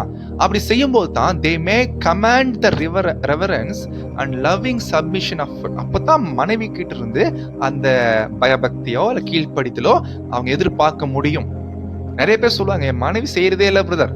காரணம் என்ன? நீங்க அன்பு சரியா செய்யலன்னு அர்த்தம். அன்பு செய்ய வேண்டிய விதத்துல செய்யல. நான் நிறைய பேர் இல்ல, அன்பு காமிக்கிறேன், வீட்டுக்கு தேவையான ஜாமான வாங்கி போடுறேன், ட்ரெஸ் எடுத்து கொடுக்குறேன், இது மட்டும் இல்லைங்களா அன்பு. அதை தாண்டி சில விஷயங்கள் இருக்குது. அது என்னன்னா, நீங்க தயவுசெய்து 6th வால்யூம் படிக்கணும் மாணவர்களே. 6th வால்யூம் படிச்சுன்னா நிறைய பாயிண்ட்ஸ் பேசுறாரு. ஸோ வாய்ப்பு இருக்கிறவர்கள் அதை தயவு செய்து படிக்கும்படியாக நம்ம கேட்டுக்கொள்கிறோம். அப்ப சொல்றாரு, in everything not of course in everything. இங்கதான் ஒரு பாயிண்ட் இருக்கணும்.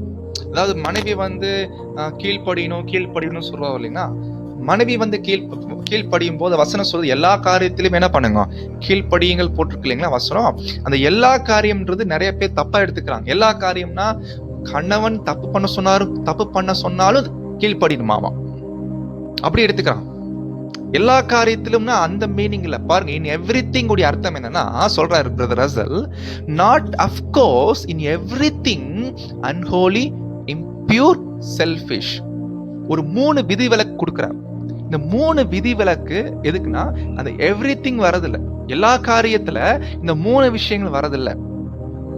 அது என்ன விஷயம்னா, பரிசுத்தம் இல்லாத காரியங்கள் விஷயத்துல கணவன் சொல்றாருன்னா அதுக்கு மனைவி சப்மிஷன் பண்ண தேவையில்லை. அசுத்தமான காரியங்கள்ல கணவன் கட்டளை போடுறாருன்னா அது கீழ்ப்படி அவசியம் இல்லை. சுயநலமான விஷயங்கள்ல அவர் கட்டளை போடுறாருன்னா அதுக்கு மனைவி கீழ்ப்படின்னு அவசியம் இல்லை. பிராக்டிக்கலா சொல்லணும்னு வச்சுக்கோங்க. செல்ஃபிஷ்னா அதாவது என்ன சொல்லுவாருன்னா, இங்க பாருங்க, மனைவி போயிட்டு நீங்க பக்கத்து வீட்டுல போயிட்டு ஒரு சண்டை போட்டு வாங்க அப்படின்னு சொன்னா போய் மனைவி என்ன பண்ணும், போயிட்டு எல்லா காரியத்திலும் கீழ்ப்படின்னு சொல்லிட்டு போய் சண்டை போட்டு வரலாமா? அப்படி வரக்கூடாது இல்லைங்களா? அதுக்கப்புறம் மனைவிட்ட சொல்லுவார், நீ போய் அந்த போன் அடிச்சு அவருக்கு போய் என்னன்னு 4 வார்த்தை கேளுங்க அப்படின்னா உடனே போன் அடிச்சு மனைவி கேட்கலாமா? Unholy, impure, selfish. இது இந்த மாதிரி விஷயங்களுக்கு கீழ்ப்படிய கூட. இன்னொரு விஷயம் சொல்றார், அது நம்ம அடுத்த கிளாஸ்ல பார்ப்போம். இன்ட்ரெஸ்டிங் பாயிண்ட் இல்லைங்களா? அது நம்ம வாய்ப்பு இருந்தா நம்ம இன்னொரு முறை பார்க்கலாம். ரொம்ப சீரியஸான பாயிண்ட் 3வது பாகத்துல பார்க்கலாம். அப்ப சொல்றாரு, அதுக்கு உதாரணம் கொடுக்குறாரு பாருங்க. அந்த சப்பீரா ஞாபகம் இருக்குங்களா? அதாவது தன் கணவனுக்கு அனனியா சப்பீரா படிச்சிருப்பீங்க. அந்த இடத்துல அனனியா தப்பணும் போது சப்பீரா என்ன பண்றாங்கன்னா, அது அந்த பாவத்துக்கு உடன்பட்டு போறாங்க. அதுக்கு பேர் இம்ப்ராப்பர் சப்மிஷன். இது சரியான கீழ்ப்படிதல் அல்ல. சோ கர்த்தருக்கு எதிரான விஷயங்கள்ல மனைவியானவள் தன் கணவனுடைய பேச்சை கேட்டு கீழ்ப்படிவது என்பது தவறான காரியம். இதுதான் அங்க பாயிண்ட். அங்க பேசுறத நம்ம கண்டுபிடிக்கிறோம். சோ இதை கூட நம்ம திங்க் பண்ண வேண்டி இருக்குது. இது சில முக்கியமான பாயிண்ட் மாணவர்களே. அடுத்த பாயிண்ட் போயிடலாம். சம் ஹஸ்பண்ட்ஸ், சில கணவன்மார்கள் நினைக்கிறாங்க என்னன்னா, பிரதர் சிஸ்டர் வீட்டு வேலைகளை ரொம்ப பிஸியா இருக்கிறாங்க, சத்தியத்தை கேளுன்னா கேட்கறது இல்லை, ரொம்ப வீட்டு வேலைகள்லயே ரொம்ப பிஸியா இருக்கிறாங்க, அப்புறம் உலக காரியங்களை ரொம்ப கவலைப்படுறாங்க, ரொம்ப பயப்படுறாங்க. என்ன பிரதர் பண்றது? நான் என்னதான் பண்றேன்? அதனால தான் நான் மோஸ்ட்லி வீட்டுல இருக்கிறது இல்லை பிரதர். நான் வாட்டுக்கு சாப்பிட்டேன்னா சாயங்காலம் வேலைக்கு போயிட்டு வீட்டுக்கு வந்துட்டேன்னா, வீட்டுக்கு வந்ததுக்கு அப்புறம் நான் வாட்டுக்கு பைபிள் எடுத்துட்டு நான் கிளாஸ் பண்றதுக்கு எக்லிஷா போயிடுவேன் அப்படின்னு பிரதர் சொல்றாங்க. அப்ப சொல்றாரு, but is this doing husband spot? இப்படி கணவன் சொல்றது கரெக்டா? இப்படி கணவன் பண்றது கரெக்டா? அப்பதான் சொல்றாரு, முதல்ல அன்பு வீட்டுல இருந்து ஆரம்பிக்கணுங்களாம். நான் போய் சத்தியத்தை போய் சகோதரர்களுக்கு சொல்ல போறேன்னு நீங்க போய் சொல்றீங்க. ஆனா வீட்டுல மனைவி இப்படி இருக்கிறாங்க சொல்லி குறை சொல்லிட்டு போய் சொல்றீங்க. ஆனா அன்பு வீட்டுல துவங்கணும்ன்ற என்ன பாயிண்ட் பாருங்க. ஒரு உண்மையான கணவன் ஏற்கனவே பார்த்தது போல அவர் விசாரிக்கிறவர், ப்ரொவைடர். அப்ப என்ன பண்ணணும்? His care should include provision of spiritual as well as natural food. அதாவது எப்படி மாம்சத்தின் தேவைகளை நீங்க நிறைவேற்றீங்களோ, ஆவிக்குரிய தேவைகளையும் நீங்க நிறைவேற்றணும் மனைவி. அப்ப என்ன சொல்ல வர்றாருன்னா, learning truth, his first endeavor should be to serve it also to his help me. என்னன்னா, நீங்க சத்தியத்தை கற்றுக்கொள்றீங்க, நல்ல விஷயம் தான். ஆனா உங்க மனைவிக்கும் நீங்க என்ன பண்ணணும்? சத்தியத்தை கற்றுக்கொள்வதற்கோ கற்றுக் கொடுப்பதற்கோ இல்ல மனைவியும் சேர்ந்து சத்தியத்தை கற்றுக்கொள்வதற்கு வேண்டிய உதவிகளை செய்யணும். ஏன்னா அதை எப்படி செய்யணும் சொல்றாரு பாருங்க. வேலைக்கு போயிட்டு சாயங்காலம் வீட்டுக்கு வரேன் இல்லைங்களா? வீட்டுக்கு வந்ததுக்கு அப்புறம் சொல்றாரு பிரதர், என்ன சொல்றாருன்னா, கண்டிப்பா மனைவி வீட்டு வேலைகளை ரொம்ப பிஸியா தான் இருப்பான். அப்ப நீங்க என்ன பண்ணணும் தெரியுங்களா?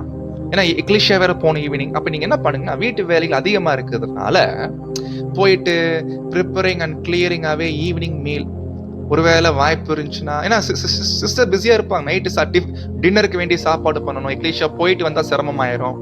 அப்புறம் பாத்தீங்கன்னா குழந்தைகள் ஸ்கூல் விட்டு வந்துட்டாங்கன்னா அவங்கள பாத்துக்கிற விஷயம் இருக்கும், கஷ்டமா தான் இருக்கும்.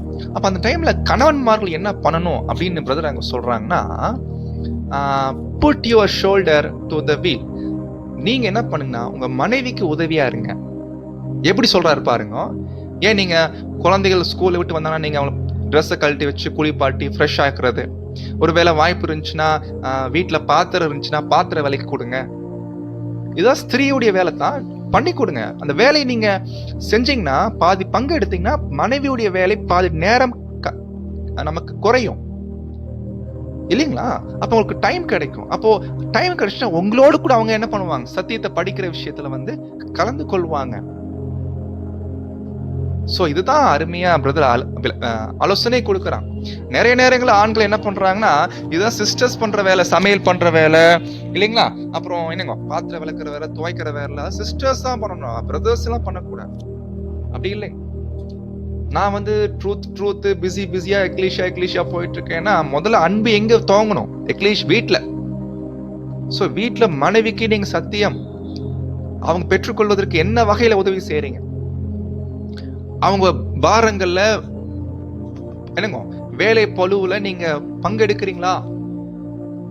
Put your shoulder to the wheel. கொஞ்சம் ஹெல்ப் பண்ணுங்க. அப்பதான் அவங்களுக்கு ஒரு வாய்ப்பு நீங்க ஏற்படுத்தி கொடுக்கலாம் சத்தியத்தை கற்றுக்கொள்வதற்கு. இது நம்ம பிராக்டிகலா சொல்லணும்னா, நிறைய இடங்கள்ல கன்வென்ஷன் டைம்லாம் போகும்போது என்ன பண்ணுவாங்க தெரியுங்களா?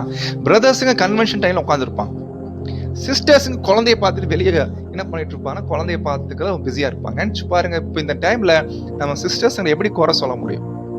அப்ப என்ன பண்ணும் தெரியுங்களா? கணவன்மார்கள் போயிட்டு குழந்தைகள் நான் பாத்துக்கிறேன், நீ போய் கிளாஸ் கேளுங்க அப்படி சொல்லணும். அது நல்ல ஒரு விஷயம். ஒருவேளை மாறி மாறி கூட என்ன பண்ணிக்கலாம், நான் முதல் சப்ஜெக்ட் நான் பார்க்குறேன், 2வது சப்ஜெக்ட்ல நீங்க பாருங்க. இப்படி பண்ணும். இதுதாங்க நல்ல ஒரு என்னங்க, ஒரு நல்ல ஒரு ஒரு பரஸ்பரமான உதவி செய்யறது. இது கன்வென்ஷன் நம்ம செய்யலாம். அதே போல எக்லீஷியா போறதா இருக்கட்டும், காலையில இருந்து சண்டே எக்லீஷியா போனோம்னா மனைவி ரொம்ப பிஸியா இருப்பாங்க கிச்சன்ல, ஏதாவது உதவி பண்ணலாம். இது மாதிரி நிறைய பிராக்டிக்கல் லைஃப்ல நம்ம திங்க் பண்ணி பார்க்கணும். இந்த மாதிரி எப்படிலாம் மனைவியான விஷயங்களுக்கு உதவி செய்ய முடியும், அவங்க சத்தியத்தை கற்றுக்கொள்வதற்கும் சத்தியத்தை படிக்கிற விஷயத்துல. சோ இது நாம யோசிக்கணும் அன்பான சகோதர சகோதரிகளே. சோ நான் ரொம்ப விளக்கம் கொடுக்க விரும்பல. சோ நீங்க திங்க் பண்ணலாம், சிந்திச்சு பாருங்க, தியானிச்சு பாருங்க, ரொம்ப பிரயோஜனமா இருக்கும். சோ அப்போ சொல்றாரு என்னன்னா, இந்த மாதிரி இப்படி பண்ணும்போது தான் ரொம்ப ஆரோக்கியமா இருக்கும். until you have tied the last knot. Okay, so அதே பாயிண்ட் இங்க சொல்லி முடிக்கிறாங்க. ஸோ எனவே தான் அன்பான சகோதர சகோதரிகளே, இப்படியாக நம்ம சத்தியத்தை சகோதரியை சரியா கற்றுக்கொள்றது இல்லை, படிக்க மாட்டேன்றாங்க, நேரம் கொடுக்கறது இல்லை, இப்படி நம்ம குறை சொல்றதுக்கு இந்த மாதிரி வாய்ப்புகள் அவங்களுக்கு ஏற்படுத்தி கொடுக்கும்போது பிரயோஜனமா இருக்கும். நான் பாத்திர வேலைக்கு தரேன், நீங்க உட்காந்து கிளாஸ் கேளு, படிங்க, இப்படி இந்த மாதிரி சொல்லும் போது அவங்களுக்கு உற்சாகமா இருக்கும் அன்பான சகோதர சகோதரிகளே. சோ இந்த பாயிண்ட் நம்ம கவனத்துல கொள்ளும்படியாக நம்ம கேட்டுக்கொள்கிறோம். Okay, next point. Sometimes it is the wife who first catches the glimpse of millennial dawn. என்னன்னா, சில சகோதரி வாழ்க்கையில அவங்க தான் ஃபர்ஸ்ட் ட்ரூத்துக்கு வந்திருப்பாங்க வைங்க. கணவன் ட்ரூத்துக்கு வந்திருக்க மாட்டார். ஆனா மனைவி ட்ரூத்துக்குள்ள வந்துருவாங்க. கணவன் வர மாட்டார். அவர் ஒருவேளை பேர் சபையிலயோ இல்ல எங்கேயோ உலகத்திலயோ இருப்பார் வைங்க. இப்போ மனைவியானவள் என்ன பண்ணுவாங்க தெரியுங்களா, அந்த சத்தியத்தை எப்படியாவது கணவனுக்கு என்ன பண்ணும் சொல்லணும்னு சொல்லிட்டு ரொம்ப வைராகியமா இருப்பாங்க. அதை பத்தி பேசுறார். அப்ப சொல்றாங்க, she should value her opportunities for bearing to her husband the favors of which she has been made a partaker, although outlook for his conversation to it may not seem very hopeful. அதாவது என்னன்னா, சத்தியத்துக்குள்ள வந்ததுக்கு அப்புறம் சகோதரி அந்த ட்ரூத்தை கணவனுக்கு எப்படியாவது சொல்லணும்னு விரும்புவாங்க. ஆனா அதுக்கான சூழ்நிலைகள் வாய்ப்பு கிடைக்காம இருக்கும். வேற மாதிரி சொல்லணும்னா, கணவன் அதை கேட்கக்கூடிய அளவுக்கு சூழ்நிலைகள் இல்லாம இருக்கும். அப்ப என்ன பண்ணணும், சிஸ்டர்ஸ் என்ன பண்ணணும் இல்லைங்களா, என்ன பண்ண சொல்றாரு பாருங்க. ஆஃபன், அடிக்கடி, when the husband learns of his wife's departure from beaten track, so called orthodoxy, he forthwith concludes it is some new fanatism and seals up his heart and closes his ears to it. என்ன சொல்ல வர்றாருன்னா, ஒருவேளை பேர் சபையில் இருந்து சகோதரி ட்ரூத்துக்குள்ள வராங்க அப்படின்னா நினைச்சு பாருங்க, அப்போ கடந்த நாட்கள்ல அவங்க போன சபைக்கு சிஸ்டர் போக மாட்டாங்க. அப்போ இவருக்கு என்ன ஆயிரும்னா, கணவருக்கு ரொம்ப கோபம் ஆயிரு. என்ன இவ்வளவு நாள் ஒரே சபைக்கு போயிட்டு இருந்தோம், திடீர்னு வேற ஒரு சபைக்கு போறான். அப்ப கண்டிப்பா ஏன் இந்த மாதிரி பண்றான், அப்போ இனிமேல் இவ சொல்றதை நான் கேட்கவே கூடாது அப்படின்னு கணவன் என்ன பண்ணிக்குவாருன்னா, தன் காதை அடைச்சுக்குவாராம், தன் இருதயத்தையும் தன் காதையும் அடைச்சுக்குவாராம். அப்ப என்ன பண்ணணும் அப்படின்னா, what should she do in such case? அந்த மாதிரி டைம்ல கணவர்கிட்ட எப்படி அவர் சிஸ்டர் நடந்துக்கணும். அப்ப சொல்றாரு, force it on him. போய் திணிக்கலாமா, போயிட்டு சில சிஸ்டர்ஸ் ஆர்கியூ பண்ணுவாங்க, நான் போற சபை தான் கரெக்ட், இதான் ட்ரூத், நீங்க தப்பா நினைச்சிட்டு இருக்கீங்க, நான் வந்துட்டேன், நீங்களும் வந்துருங்க, ரொம்ப ஃபோர்ஸ் பண்றது இருக்கும். அப்படி செய்யாதீங்கன்றார். எதுவும் கணவர்கிட்ட போயிட்டு சத்தியத்தை சொல்றேன்னு சொல்லிட்டு ஃபோர்ஸ் பண்ணாதீங்க.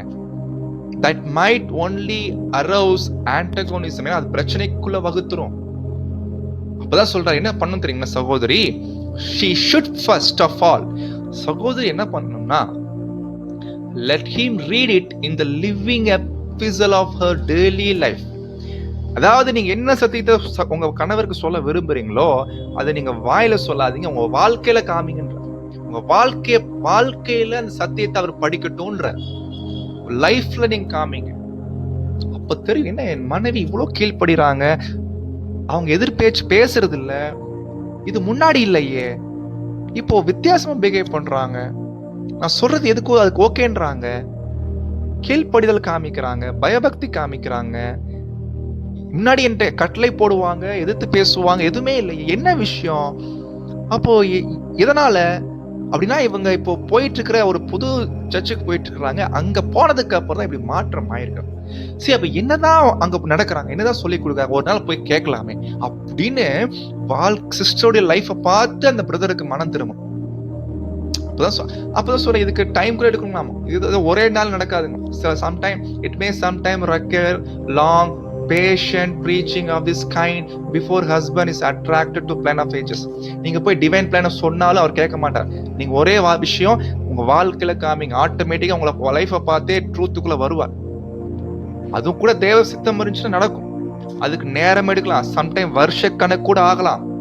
பொறுமையா நீங்க என்ன பண்ணுங்க, இந்த முறையில நீங்க பிரசங்கம் பண்ணுங்கன்ற. தயவு செய்து போயிட்டு வால்யூம்ஸ் படிங்க, பைபிள் படிங்க, பேசிக் கிளாஸ் கேளுங்க, நோட்ஸ் கேளுங்க சொன்னாலும் அவர் காது அடைச்சுக்குவார். ஒரு சில பேர் கேட்பாங்க, ஆனா நிறைய பேர் செய்ய மாட்டாங்க. எனவே தான் அப்படிப்பட்டவங்களுக்கு ஒரே வழி, சகோதரிகள் உங்க லைஃப்ல காமிங்க. டைம் எடுக்கும், இட் சம்டைம்ஸ் ரெக்வயர் லாங், நேரம் எடுக்கும், வருஷ கணக்கு கூட ஆகலாம். பொறுமையா இதே முறையில நீங்க என்ன பண்ணணும், நீங்க சத்தியத்தை சொன்னா இப்படிதான் சொல்லணும். எவ்வளவு வாயில சொல்றதுனால ஒண்ணு ஆக போகுது. நல்ல அருமையான பாயிண்ட் இல்லைங்களா? ஓகே, அடுத்த பாயிண்ட் போயிடலாம். Let not such wife make mistake of ignoring headship of husband. அதான் அந்த பாயிண்ட், சேம் பாயிண்ட். ஏன்னா பாருங்க, இப்போ அந்த சமயத்துல ட்ரூத்துக்கு வந்துட்டாங்கன்னு சொல்லிட்டு கணவன் ட்ரூத்ல இல்ல, அவர் உலகத்துல இருக்கிறாரு நினைச்சுக்கிட்டு, இப்போ இவங்க ட்ரூத்துக்கு வந்ததுக்கு அப்புறம் என்ன பண்ணக்கூடாதுன்னா, எக்காரணத்துக்கு ஒன்றும் தலைஸ்தானத்தை எடுத்துடக்கூடாதுங்களா. தலைஸ்தானத்தை எடுத்துட்டு கணவருக்கு கட்டளை போடுறது, ஆர்டர் பண்றது, டைரக்ட் பண்றது, அதெல்லாம் இருக்கக்கூடாதுன்னு மாட்டோம். ரொம்ப மிக முக்கியமான பாயிண்டா அங்க இருக்கிறத நம்ம கண்டுபிடிக்கிறோம். நல்ல அருமையான பாயிண்ட். ட்ரூத்துக்குள்ள இருக்கிறவங்களா இருக்கட்டும், இல்ல ட்ரூத்துக்கு வெளியே இருக்கிறவங்களா இருக்கட்டும், கணவனோ மனைவியோ, ஒருவேளை யாரா ஒருத்தர் ட்ரூத்ல இருந்தாலும் டிவைன் ஆர்டரை கரெக்டா ஃபாலோ பண்ண வேண்டியது அவசியம். அடுத்த point, a wife so circumstanced may, if she choose, consider herself as literally deserted and may refuse to entertain and support such deserter. But desertion would not grant the right to either party to remarry so long as other lives. நல்ல அருமையான point இங்க brother அங்க கொடுக்குறாங்க. என்ன கொடுக்குறாங்க பாத்தீங்கன்னா, அன்பானவர்களே, அதாவது என் ஒய்ஃப் ஒரு மனைவியானவள் இல்லைங்களா. அவங்க நினைக்கிறாங்க, என்ன சொல்றாங்கன்னா, சில நேரங்கள் சூழ்நிலைகள் எப்படி இருக்கும்னா, if she choose consider herself literally deserted, அதாவது மனைவியானவள் தங்களை கைவிடப்பட்ட மாதிரி ஒரு சூழ்நிலைக்குள்ள தங்களை நினைச்சுக்குவாங்க. உண்மைதான். சில நேரம் பாருங்க, ஒருவேளை புருஷன் என்ன பண்ணுவார்னா, ட்ரூத்துக்குள்ள இல்லைன்னு வச்சுக்கோங்க, மனைவியை ஒதுக்குற மாதிரி பண்ணிடுவார். ஒரு கைவிடப்பட்ட நிலையில தான் அது மனைவியா இருக்கட்டும், கணவனா இருக்கட்டும், அந்த மாதிரி தான் இருப்பாங்க. அப்போ அந்த சமயத்துல என்ன பண்ணுவாங்க தெரியுமா, அந்த நேரத்துல சகோதரி, அப்போ அந்த யார் எனக்கு கணவன் என்னைய தள்ளி விட்டாரு, என்னை ஒதுக்கிட்டாரு, என்னை கண்டுக்கிறது இல்லை அப்படின்றதுக்காக பதிலுக்கு என்ன பண்ணுவாங்கன்னா, may refuse to entertain and support such deserter. அப்படிப்பட்டவங்களுக்கு பிரியமா நடக்காம போயிருவாங்க. அப்ப என்ன தெரியுங்களா, சில நேரங்கள்ல அந்த மாதிரி விஷயம் எதுவரை கொண்டு போயிரும்னா, ரீமேரி பண்ற அளவு கொண்டு போயிருங்களாம். அது தப்புன்ற. நீங்க என்னை தள்ளி விட்டீங்க, என்னை கண்டுக்கிறது இல்லை, ஒதுக்கிட்டீங்க சொல்லிட்டு, அதனால நான் என்ன பண்றேன்னா, நானும் உங்களுக்கு பிரியமா நடக்க மாட்டேன், நான் வேற கல்யாணம் பண்ணிக்கிறேன் அப்படின்ற லெவலுக்கு போயிருமா. அது ரொம்ப wrong. Desertion would not grant the right to either party to remarry. மரணம் மறிக்கிற வரைக்குமே அந்த டிசர்ஷன், அதாவது என்ன சொல்ல, டிசர்ஷன்னா அன்பானவர்களே, அதுக்கு ஏற்கனவே சொன்னோம், அது ஒரு கைவிடப்பட்ட ஒரு அல்லது என்னங்க ஒதுக்கப்பட்ட ஒரு நிலை நம்ம சொல்லலாம். அல்லது என்ன சொல்லலாம்னா, தள்ளி விடுறது, ஒதுக்கி விடுறது, இது பொதுவா நடக்கும். அது ட்ரூத்துக்குள்ள வந்துட்டோம்னா, ஒருவேளை கணவன் மனைவி யாராவது ஒருத்தர் வந்துட்டாங்கன்னா, ஒண்ணு கணவன் கிட்ட இருந்து வரும், இல்லைன்னா சில நேரம் மனைவிட்டு இருந்து வரும். அப்படி வரும்போது உடனே அடுத்த கல்யாணம் பண்ணிக்கிறேன் அப்படின்னு நீங்க நினைச்சுக்காதீங்க அப்படின்ற. ஏன்னா மறிக்கிற வரைக்குமே அந்த ஒப்பந்தம் இருக்குது அப்படின்னு அங்க பேசுறாரு. இன்னும் இதை பத்தி ரொம்ப கிளியர் பாயிண்ட், இந்த ரீமேரேஜ், டைவர்ஸ் பத்தி 3ஆம் பாகத்துல ரொம்ப சீரியஸான பாயிண்ட்ஸ் எல்லாம் இருக்குது, நம்ம பார்க்க போறோம் அன்பானவர்கள். அடுத்த பாயிண்ட் சொல்றாரு, she may view his method differently. இருக்கலாம் சில நேரங்களில் சகோதரிகள் கணவனுடைய மெத்தட்னா புரியுதுங்களா, ஒரு காரியத்தை செய்யறதுக்கு அவர் செய்யக்கூடிய பிளானு, செயல்முறை எல்லாம் வித்தியாசமா இருக்கலாம் சகோதரி பார்வைக்கு. அப்ப என்ன பண்ணுறீங்களா சகோதரி, she may carefully endeavor to convince him of the truth. அதாவது கணவன் கிட்ட போயிட்டு ஏற்கனவே பார்த்துக்கிறோம், உபதேசம் பண்ணக்கூடாது, அதிகாரம் பண்ணக்கூடாது. ஆனா கணவன் பண்றதெல்லாம் தப்பா இருக்குது. அப்ப என்ன பண்ணும் மனைவி, போயிட்டு கன்வின்ஸ் பண்ணணும். எப்படின்னா, இல்லைங்க சத்தியம் இப்படி இருக்குது அப்படி சொல்லக்கூடாது. அப்படி மாறாக எப்படி பண்ணணும் தெரியுமா, ரொம்ப carefully endeavor to convince him of the truth. இது ரொம்ப ரொம்ப என்ன சொல்றது, ரொம்ப மெச்சூர்டான பாயிண்ட். ரொம்ப ஞானமா செய்ய வேண்டி இருக்குது மனைவி. ஏன்னா எந்த சூழ்நிலையுமே உபதேசம் பண்ணவோ அதிகாரம் செலுத்தவோ கூடாது. அதையும் தாண்டி ஒரு காரியத்தை கணவனுக்கு சொல்ல விரும்புறாங்கன்னா ரொம்ப ஞானமா இருக்கும். இதுக்கு நல்ல உதாரணம் ஆபிரகாம் சாரா. ஞாபகம், சாரால் சொல்லுவாங்க, அந்த அடிமை பெண்ணை நீங்க துரத்தி விட்டுருங்க, வேணாம் தள்ளி விட்டு துரத்துறீங்கன்றாங்க. உடனே ஆபிரகாம் அது ஓகே சொல்லிருப்பார். ஏன்னா அதுதான் டிவைன் பிளான். ஆபிரகாம் கண்டுபிடிச்சிட்டார். அப்போ ரொம்ப ஞானமான வகையில தான் ஒரு காரியத்தை உங்க கணவன் கிட்ட சொல்ல விரும்பிட்டீங்கன்னா ரொம்ப ஞானமா சொல்லணும். ஒருவேளை கணவன் தப்பா விஷயம் பண்றாருன்னா, இல்லைங்க இப்படி பண்ணணுங்க, அப்படி பண்ணா இப்படி ஆயிருமேங்க அப்படின்னு அது சொல்ற வேண்டிய விதம் ஒன்று இருக்குது. அதுல எக்காரணத்துக்கு கொண்டும் தலை ஸ்தானத்தை எடுக்கவே கூடாது. போதகம் பண்ற மாதிரி இருக்கக்கூடாது. இது நீங்க ரொம்ப திங்க் பண்ணணும், மெடிடேட் பண்ணுங்க. எப்படி சொன்னா அது அவரு ஒத்துக்குவாரு ட்ரூத்தை, அப்படிதான் பார்க்கணும். அப்பதான் சொல்றாரு, but she may not interfere with his conscience or his responsibility to God. அதாவது என்னன்னா, சொல்றது கடமை தப்பு இல்லை, ஆனா முடிவு எடுக்கிறது கணவர் கிட்டதான் இருக்கு. அவருடைய மனசாட்சி ஓகேன்னா அது அவர் பண்ணிட்டு போயிட்டு, நீங்க அவர் மனசாட்சிக்கு எதிராக நீங்க செயல்பட முடியாது. ஏன்னா அவர் தேவன் பொறுப்பாவார். அதான் point. Is responsibility to God. அவர் பண்ற விஷயம் ஒருவேளை தப்பா இருக்குது, நீங்க சொல்ற விதத்தில் சொல்றீங்க, பட் கேட்கல, கண்டினியூ பண்றாருன்னா அவர் தேவன்கிட்ட தன்னுடைய பொறுப்பை காமிச்சுக்குவார். மாறாக நீங்க அதுக்காக போய் சண்டை பண்ணிட்டு எப்படி நீங்க பண்ணலாம் அந்த மாதிரி செய்யலாம்னு சொல்லிட்டு பேசுறது நல்ல விஷயம் இல்லைன்னு மாணவர்கள். ஸோ சொல்ற விதம் கூட ரொம்ப அன்பான வகையில ஒரே டைம் சொல்லணும், சொல்லிட்டு விட்டுறணும். சொல்ல வேண்டிய விதம் கூட இருக்குது, அதுல போதகம் பண்ற மாதிரி இருக்கக்கூடாது. சொல்லியும் அவர் தப்பாவே பண்றாருன்னா விட்டுருங்க. தேவன் பார்த்து தேவன்கிட்ட அவர் ஏன்னா தேவனுடைய கிட்ட அவர் பொறுப்பு காமிச்சுக்குவார்.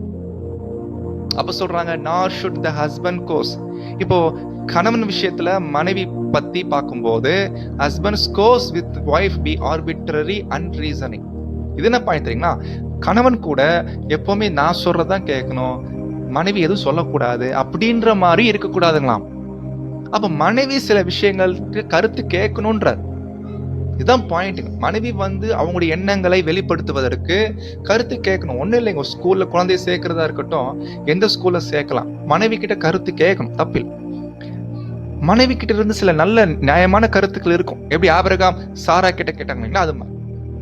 அப்போ என்ன பண்ணிடக்கூடாதுன்னா, மனைவியுடைய விஷயங்களை he should not disregard her conscience. மனைவியுடைய மன எண்ணங்களுக்கும் அவங்களுடைய மனசாட்சி சொல்ற காரியங்களுக்கும் அதை தள்ளி வைக்க கூடாது. To hinder the full and free exercise. தடை பண்ணக்கூடாது, எதுவும் பேசாத, நான் சொல்றதை மட்டும் கேளு, அப்படி சொல்லக்கூடாதுங்க. ஒருவேளை தேவனுடைய வேலையில இருக்கட்டும், குடும்ப விஷயங்களா இருக்கட்டும், தேவனுடைய வேலையில இருக்கட்டும், அவங்ககிட்ட இருந்து சில விஷயங்கள் கருத்துக்கள் இருந்தா கேளுங்க, தப்பு இல்லை, கருத்துக்கள் கேட்கலாம். ஆனா முடிவெடுக்கிறது என்னமோ உங்க கையில தான் இருக்கு, கணவன் கையில தான் இருக்குது. ஆனா கருத்துக்கள் கேட்கறது தப்பு இல்லை. அவங்களுடைய எண்ணங்களுக்கும் உணர்வுகளுக்கும் மதிப்பு கொடுங்கன்ற.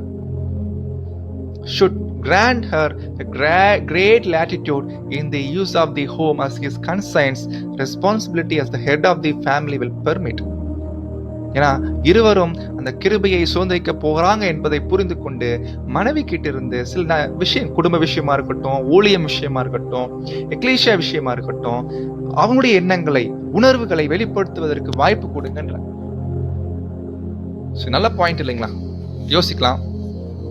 ஒரு வேளை கணவன் பார்க்கிறாரு, if she sees differently, he should bring forth his strong reason for her consideration and possible approval. Patiently hear her different views in hope of final harmony. என்னன்னா, ஒருவேளை மனைவி சொல்ற கருத்து தப்பா இருக்குன்னு வச்சுக்கோங்களேன். அப்ப கணவன் என்ன பண்ணும்னா, என்ன பேசிட்டு இருக்கிற அப்படி சொல்லக்கூடாது. அவங்க சொல்ற கருத்துக்களை முழுமையா கேட்டுக்கிட்டு பொறுமையா கேளுங்க. அந்த கேட்டதுக்கு அப்புறம் என்ன பண்ணுங்கன்னா, இப்ப நீங்க என்ன பண்ணுங்கன்னா, முடிஞ்ச அளவுக்கு எது கரெக்டா இருக்குமோ, அதை எப்படி கரெக்டா இருக்குமோ அதை சொல்லி புரிய வைக்கிறதுக்கு முயற்சி பண்ணுங்க. ஒரு இசைவு வர வரைக்கும் நீங்க முயற்சி பண்ணுங்க. இல்ல மனைவி சொல்ற கருத்தோ நம்ம சொல்ற கருத்தோ இசைவாவே வரல அப்படின்னா, if harmony cannot be reached, the responsibility for the home and its influence rest with husband who by divine appointment is head. ஒருவேளை கணவன் சொல்ற கருத்து மனைவி சொல்ற கருத்து ரெண்டும் இசைவாவே வரதில்லை. மனைவி சொல்றாங்க, அது அவங்களுக்கு நியாயமா இருக்கு. கணவன் ஒண்ணு சொல்றாரு, அதுவும் அவங்களுக்கு நியாயமா இருக்கு. ரெண்டு ஒத்து போறது இல்லைன்னா என்னதான் முடிவு? சொல்றாரு, responsibility for the home at in influence rest with husband. கடைசியில முடிவெடுக்கிறது யார் கையில தான் இருக்குன்னா கணவன் கையில் தான் இருக்கு. ஆனா முடிஞ்ச அளவுக்கு கணவன் முயற்சி பண்ணணும், தன்னுடைய மனைவியுடைய கருத்துக்களை அது தன்னுடைய கருத்துக்களுக்கு இசைவாக்குறதுக்கு. ஒருவேளை தன்னுடைய மனைவி கருத்து நியாயமா இருந்துச்சுன்னா அதை புரிஞ்சுக்கிட்டு கரெக்டா புரிஞ்சுக்கிட்டு ஏற்றுக்கொள்வதற்கு முயற்சி எடுக்கலாம், தப்பு இல்லை. தப்பா இருக்கும் பட்சத்துல முடிஞ்ச அளவுக்கு அவங்களுக்கு சொல்லி புரிய வைங்க. ஆனா முடிவு எடுக்கிறது என்னமோ கணவன் கையில தான் இருக்குது. இந்த டைம்ல தான் மனைவியானவள் அங்க சண்டைக்கு போறது ரொம்ப கஷ்டமா இருக்கும். அது பண்ணவே கூடாது அன்பானவர்களே. ஸோ இந்த பாயிண்ட் நம்ம கண்டுபிடிச்சாச்சு. ஸோ அதுக்கப்புறம் கடைசியா நிறைய ஒரு பிரதர் சொல்றாங்க, மனைவி என்பவர்கள் தயவுசெய்து உலகத்தார் சொல்லி புத்தி சொல்ற அளவுக்கு வச்சுக்காதீங்கன்ற. Wife is not to wait for outsider to admonish her that she is deficient in wifely respect toward husband. தயவுசெய்து உலகத்தார் சொல்ற அளவுக்கு வச்சுக்காதீங்க மனைவி. அதே போல not to wait for husband, கணவன் புத்தி சொல்ற அளவுக்கோ இல்ல ஏன் இப்படி நீங்க நடந்துக்கிறீங்க, இப்ப நடக்காதீங்க மனைவி அப்படின்னு சொல்ற அளவுக்கு வச்சுக்காதீங்கன்ற. To indicate that he thinks she is not treating him with respect due him according to marriage covenant. அதாவது கணவன் என் மனைவி என்ற சரியாவே பயபக்தியா ரெஸ்பெக்டே பண்றது இல்ல அப்படின்னு கணவன் நினைக்கிற அளவுக்கு மனைவி இடம் கொடுக்காதீங்க அப்படின்ற. அது ரொம்ப நல்லா இருக்காது. இதை வால்யூம் 6 நாங்க பேசுறாரு மாணவர்களே. அப்போ இன்னைக்கு நம்ம நிறைய பாயிண்ட்ஸ் கற்றுக்கொண்டிருக்கிறோம். எல்லாம் புல்லட் பாயிண்ட்ஸ் மாதிரி தான் பேசியிருக்கிறோம். நேரம் கருதி நம்ம ரொம்ப வேகமா தான் போயிருக்கிறோம். ஆனா நீங்க மீண்டுமாக ஒரு பாயிண்ட்ஸையும் மெடிடேட் பண்ண வேண்டி இருக்குது. பிரதருடைய ரைட்டிங்ஸ் செலக்டடா சில பாயிண்ட்ஸ் எடுத்துருக்கிறோம், அதுதான் உங்க மத்தியில பிரசன்ட் பண்ணிருக்கோம். பட் இந்த ஓவரால் சப்ஜெக்ட் பாயிண்ட் என்னன்னா, குடும்பத்துக்குள்ள தெய்வீக ஒழுங்கு கரெக்டா இருந்தாலே போதும், பிரச்சனைக்கு வாய்ப்பே இல்லை. எங்க இந்த டிவைன் ஆர்டர் மிஸ் ஆகுது அங்கதான் ப்ராப்ளம் வரும். அப்படி வரும்போது எப்படி நடக்கணும், என்ன பண்ணணும், அதுக்கான ஆலோசனை என்ன, அதான் நம்ம பிரதருடைய ரைட்டிங்ஸ்ல இருந்து நம்ம கண்டுபிடிச்சிட்டோம். அதுக்கப்புறம் சொல்றார் பிரதர் கடைசியா, we mention this because some instance brothers and sisters in counseling unmarried. போன கிளாஸ் பார்த்தோம் இல்லைங்களா, அதாவது கல்யாணம் பண்றதுக்கு முன்னாடி போயிட்டு சில பேர் சகோதரன் சகோதரி போய் ஆலோசனை கொடுக்குறாங்க. அது பிஸி பாடி. அதாவது என்னன்னா, எழுதப்பட்டதுக்கு மிஞ்சி அவங்க கொடுக்குறாங்க. கல்யாணம் எல்லாம் பண்ணிக்காதீங்க போது ரொம்ப கஷ்டமா இருக்கும், அதெல்லாம் பண்ணீங்கன்னா நீங்க இந்த பரலோக வாய்ப்பை இழந்துருவீங்க, ரொம்ப தப்புன்றார் இந்த பாயிண்ட்ல. அப்படி கவுன்சிலிங் பண்றது have been going beyond what is written. எழுதப்பட்டதுக்கு மிஞ்சி என்ன பண்றோம், ஆலோசனை கொடுக்கிறோமோ, தப்புன்றார். அடிஷனலி இன்னும் சில பேர் என்ன பண்ணுவாங்க தெரியுங்களா, இது பாருங்க வினோதமா இருக்கு பாருங்க. அந்த காலத்துல பிரதர் டைம்ல சொல்லியிருக்கிறாங்க சில பேர், நம்ம கேள்விப்பட்டோம். சில சகோதரிகள் என்ன பண்ணிருக்கிறாங்கன்னா, போயிட்டு ஒரு குழந்தை பெற்ற தம்பதி கிட்ட போயிட்டு என்ன சொல்லியிருக்கிறாங்க தெரியுங்களா, என்ன பிரதர் கடைசி நாட்டுல போய் குழந்தைய பெற்றுருக்கீங்க, என்ன இன்னும் உபத்திரவ காலம் வரப்போகுது, இப்ப போய் குழந்தைய பெற்றுக்கிறீங்களா, என்ன பிரதர் சிஸ்டர் இப்படி பண்றீங்க சொல்லிட்டு போயிட்டு சொல்லியிருக்கிறாங்களாம். The mother was shocked by some sisters intimating to her that it should be considered to disgrace to be mother. ஏன்னா ஏன் இப்படி குழந்தை இந்த டைம்ல பெற்றீங்க, எவ்வளவு கடினமான காலங்கள் வரப்போகுது அப்படி சொல்லும்போது அந்த தாய்க்கு ரொம்ப கஷ்டமாயிருச்சு, அதிர்ச்சி ஆயிடுச்சான். அப்பதான் பிரதர் சொல்றாங்க, we believe, நம்ம நம்புறோம் இந்த சிஸ்டர்ஸ் பண்ணது ரொம்ப தப்புன்ட்ட. These sisters made mistake. இப்படி பண்ணக்கூடாதுன்ற, பேசவே கூடாது, இதான் busy body. They of course have right to think for themselves. ஒருவேளை அந்த பாயிண்ட் தங்களுக்கு பாக்குறாங்கன்னா ஓகே, அதுக்கு உரிமை இருக்குது. ஆனா மற்றவங்க விஷயத்துல நீங்க ஷேப் பண்றது தப்பு. உங்க வாழ்க்கையில இந்த மாதிரி விஷயங்கள் சொல்லி உங்களுக்கு நீங்களே ஷேப் பண்ணீங்கன்னா okay. But they have no right to censure others for having different opinion on this subject. ஒருவேளை சில குழந்தைகள் பெற்றுக்கொள்வதற்கு அவங்க விருப்பம் இருக்கிறாங்கன்னா அவங்க ஓகே. நீங்க போய் என்ன பண்ணுங்க, தப்பு ரைட்டுன்னு பேசிட்டு இருக்காதீங்க. அது உங்க வேலையில உங்க லைஃபை நீங்க ஷேப் பண்றீங்கன்னா பண்ணிக்கோங்க. மத்தவங்க விஷயத்துல நீங்க பண்ணாதீங்க சொல்லி அங்க முடிக்கிறார். அன்பானவர்களே, இதை நாம கண்டுபிடிக்கிறோம். அடுத்த ஒரு பாயிண்ட், இது நான் ரொம்ப மிக முக்கியமான பாயிண்ட், அதனால தான் நம்ம ஆட் பண்ணிருக்கிறோம். ஆனாலும் கூட, அதாவது நம்ம இவ்வளோ பாயிண்ட்ஸ் எடுத்தாலும், இத்தனை சப்ஜெக்ட் பாயிண்ட்ஸ்ல கேட்டாலும், இவ்வளோ வசனங்கள் இருந்தாலும், இவ்வளோ ஆலோசனைகள் பிரதர் ரைட்டிங்ஸ்ல இருந்து எடுத்து நம்ம பார்த்தாலும், எவ்வளோ விஷயம் படிச்சாலும் கண்டிப்பா பிரச்சனைகள் வரும். அப்படி வரும் பொழுது கணவன் மனைவில 2 பேர்ல யாராவது ஒருத்தராட்சி அந்த தெய்வீக ஒழுங்கை கடைசி வரைக்கும் கை கொண்டிருந்தார் என்றால், ஒரு கணவனோ மனைவியோ, ஒருவேளை ஒருத்தர் வேணா கை கொள்ளாம இருக்கலாம், ஆனா இன்னொருத்தர் கடைசி வரை கை கொள்ளும் போது நிச்சயமா பயங்கர கஷ்டமா இருக்கும். பாருங்க, உதாரணத்துக்கு கணவன் அன்பு கூறே இருக்கிறார், ஆனா மனைவி கீழ்ப்படிதலே காமிக்கல. மனைவி கீழ்ப்படிதல் காமிக்கிறாங்க, கணவன் அன்பு கூறவே இல்லை. அது எப்படி இருக்கும்? ஒருவருக்கு ரொம்ப கஷ்டமா இருப்பீங்க. அது ஒரு பெரிய ஒரு எதிர்ப்பு, ஒரு போராட்டமா இருக்கும். அப்படி ஒருவேளை உங்க வாழ்க்கையில அந்த மாதிரி இருந்துச்சுன்னா, நீங்க தெய்வீக ஒழுங்க நீங்க ஒருத்தர் கை கொள்றீங்களா? ஓகே, அது போதும். அப்படி கரெக்டா நீங்க கை கொண்டு இருக்கும் போது உங்களுடைய பார்ட்னர் கிட்ட இருந்து இந்த மாதிரி பிரச்சனை வருதுன்னா, அதை நீங்க எப்படி பார்க்கணும் சொல்றாரு தெரியுங்களா? அது சிலுவை சுமக்கிறதுங்களா. என்ன அருமையான பாயிண்ட். சிலுவை சுமக்கிறது. என் மனைவி கீழ்ப்படிதல் காமிக்கல, அதனால அன்பு செலுத்த மாட்டேன், அப்படி இல்லை. மனைவி கீழ்ப்படிதல் காமிக்கலாலும் கூட பரவாயில்ல, நான் தெய்வீக ஒழுங்கை மீற மாட்டேன். அதே போல என் கணவன் என் அன்பு செய்யல, அதனால நான் கீழ்ப்படிய மாட்டேன், அப்படி இல்லை. என் கணவன் தெய்வீக ஒழுங்கை மீறினாலும் கூட நான் மீற மாட்டேன் அப்படின்னு இந்த மாதிரி வாழ்ந்து அது மூலமா வரக்கூடிய பாடுகள் கஷ்டங்கள் வந்துச்சுன்னா அது வேறு சிலுவை சுமத்தல். என்ன அருமையான பாயிண்ட் சொல்றாரு. Such thing might become cross bearing. For instance, the opposition of husband or wife, கணவன் கிட்ட இருந்து மனைவி கிட்ட இருந்து, கணவன் அல்லது மனைவி கிட்ட இருந்து எதிர்ப்புகள் வருது. By faithfulness to the, நீ கர்த்தருக்கு உண்மையா இருக்கிறதுனால, கர்த்தருக்கு உண்மையா இருக்கிறதுனால எதிர்ப்பு வருதா இல்லைங்களா? சில ட்ரூத்ல இருக்கிறதுனால கூட எதிர்ப்புகள் வரும், கணவன் அல்லது மனைவிட்டு இருந்து. அதெல்லாம் வருதுன்னா நீங்க புரிஞ்சுக்கோங்க, நீங்க சிலுவை சுமக்குறீங்க. Because of being endued for கிறிஸ்துவின் நிமித்தமா இந்த நீங்க இருக்கிறதுனால நீங்க சிலுவை சுமக்குறீங்க. அதனால அன்பானவர்களே, ஒருவேளை குடும்பத்துல கணவன் இருந்து மனைவி கிட்ட இருந்து நீங்க ட்ரூத்ல இருக்கிறதுனாலையும், ட்ரூத் நிமித்தமா வாழ்றதுனாலையும், தெய்வீக ஒழுங்கு கடைபிடிக்கிறதுனாலையும் உங்களுக்கு பாடுகள் கஷ்டங்கள் கணவனோ மனைவிட்டோ இருந்து வருதுன்னா புரிஞ்சுக்கணும், அது கிறிஸ்துவ நிமித்தமா நம்ம பாடு சிலுவை சுமக்கிறதுக்கு ஒரு அர்த்தம். நல்ல ஒரு வாய்ப்பு, பயன்படுத்திக்கலாம். நம்ம ஓட்டத்தை ஓடி முடிக்கிறதுக்கு ரொம்ப உதவியா இருக்கும். தேவன் தாமே கிருபை செய்து வழி நடத்துவாராக. ஆமென்.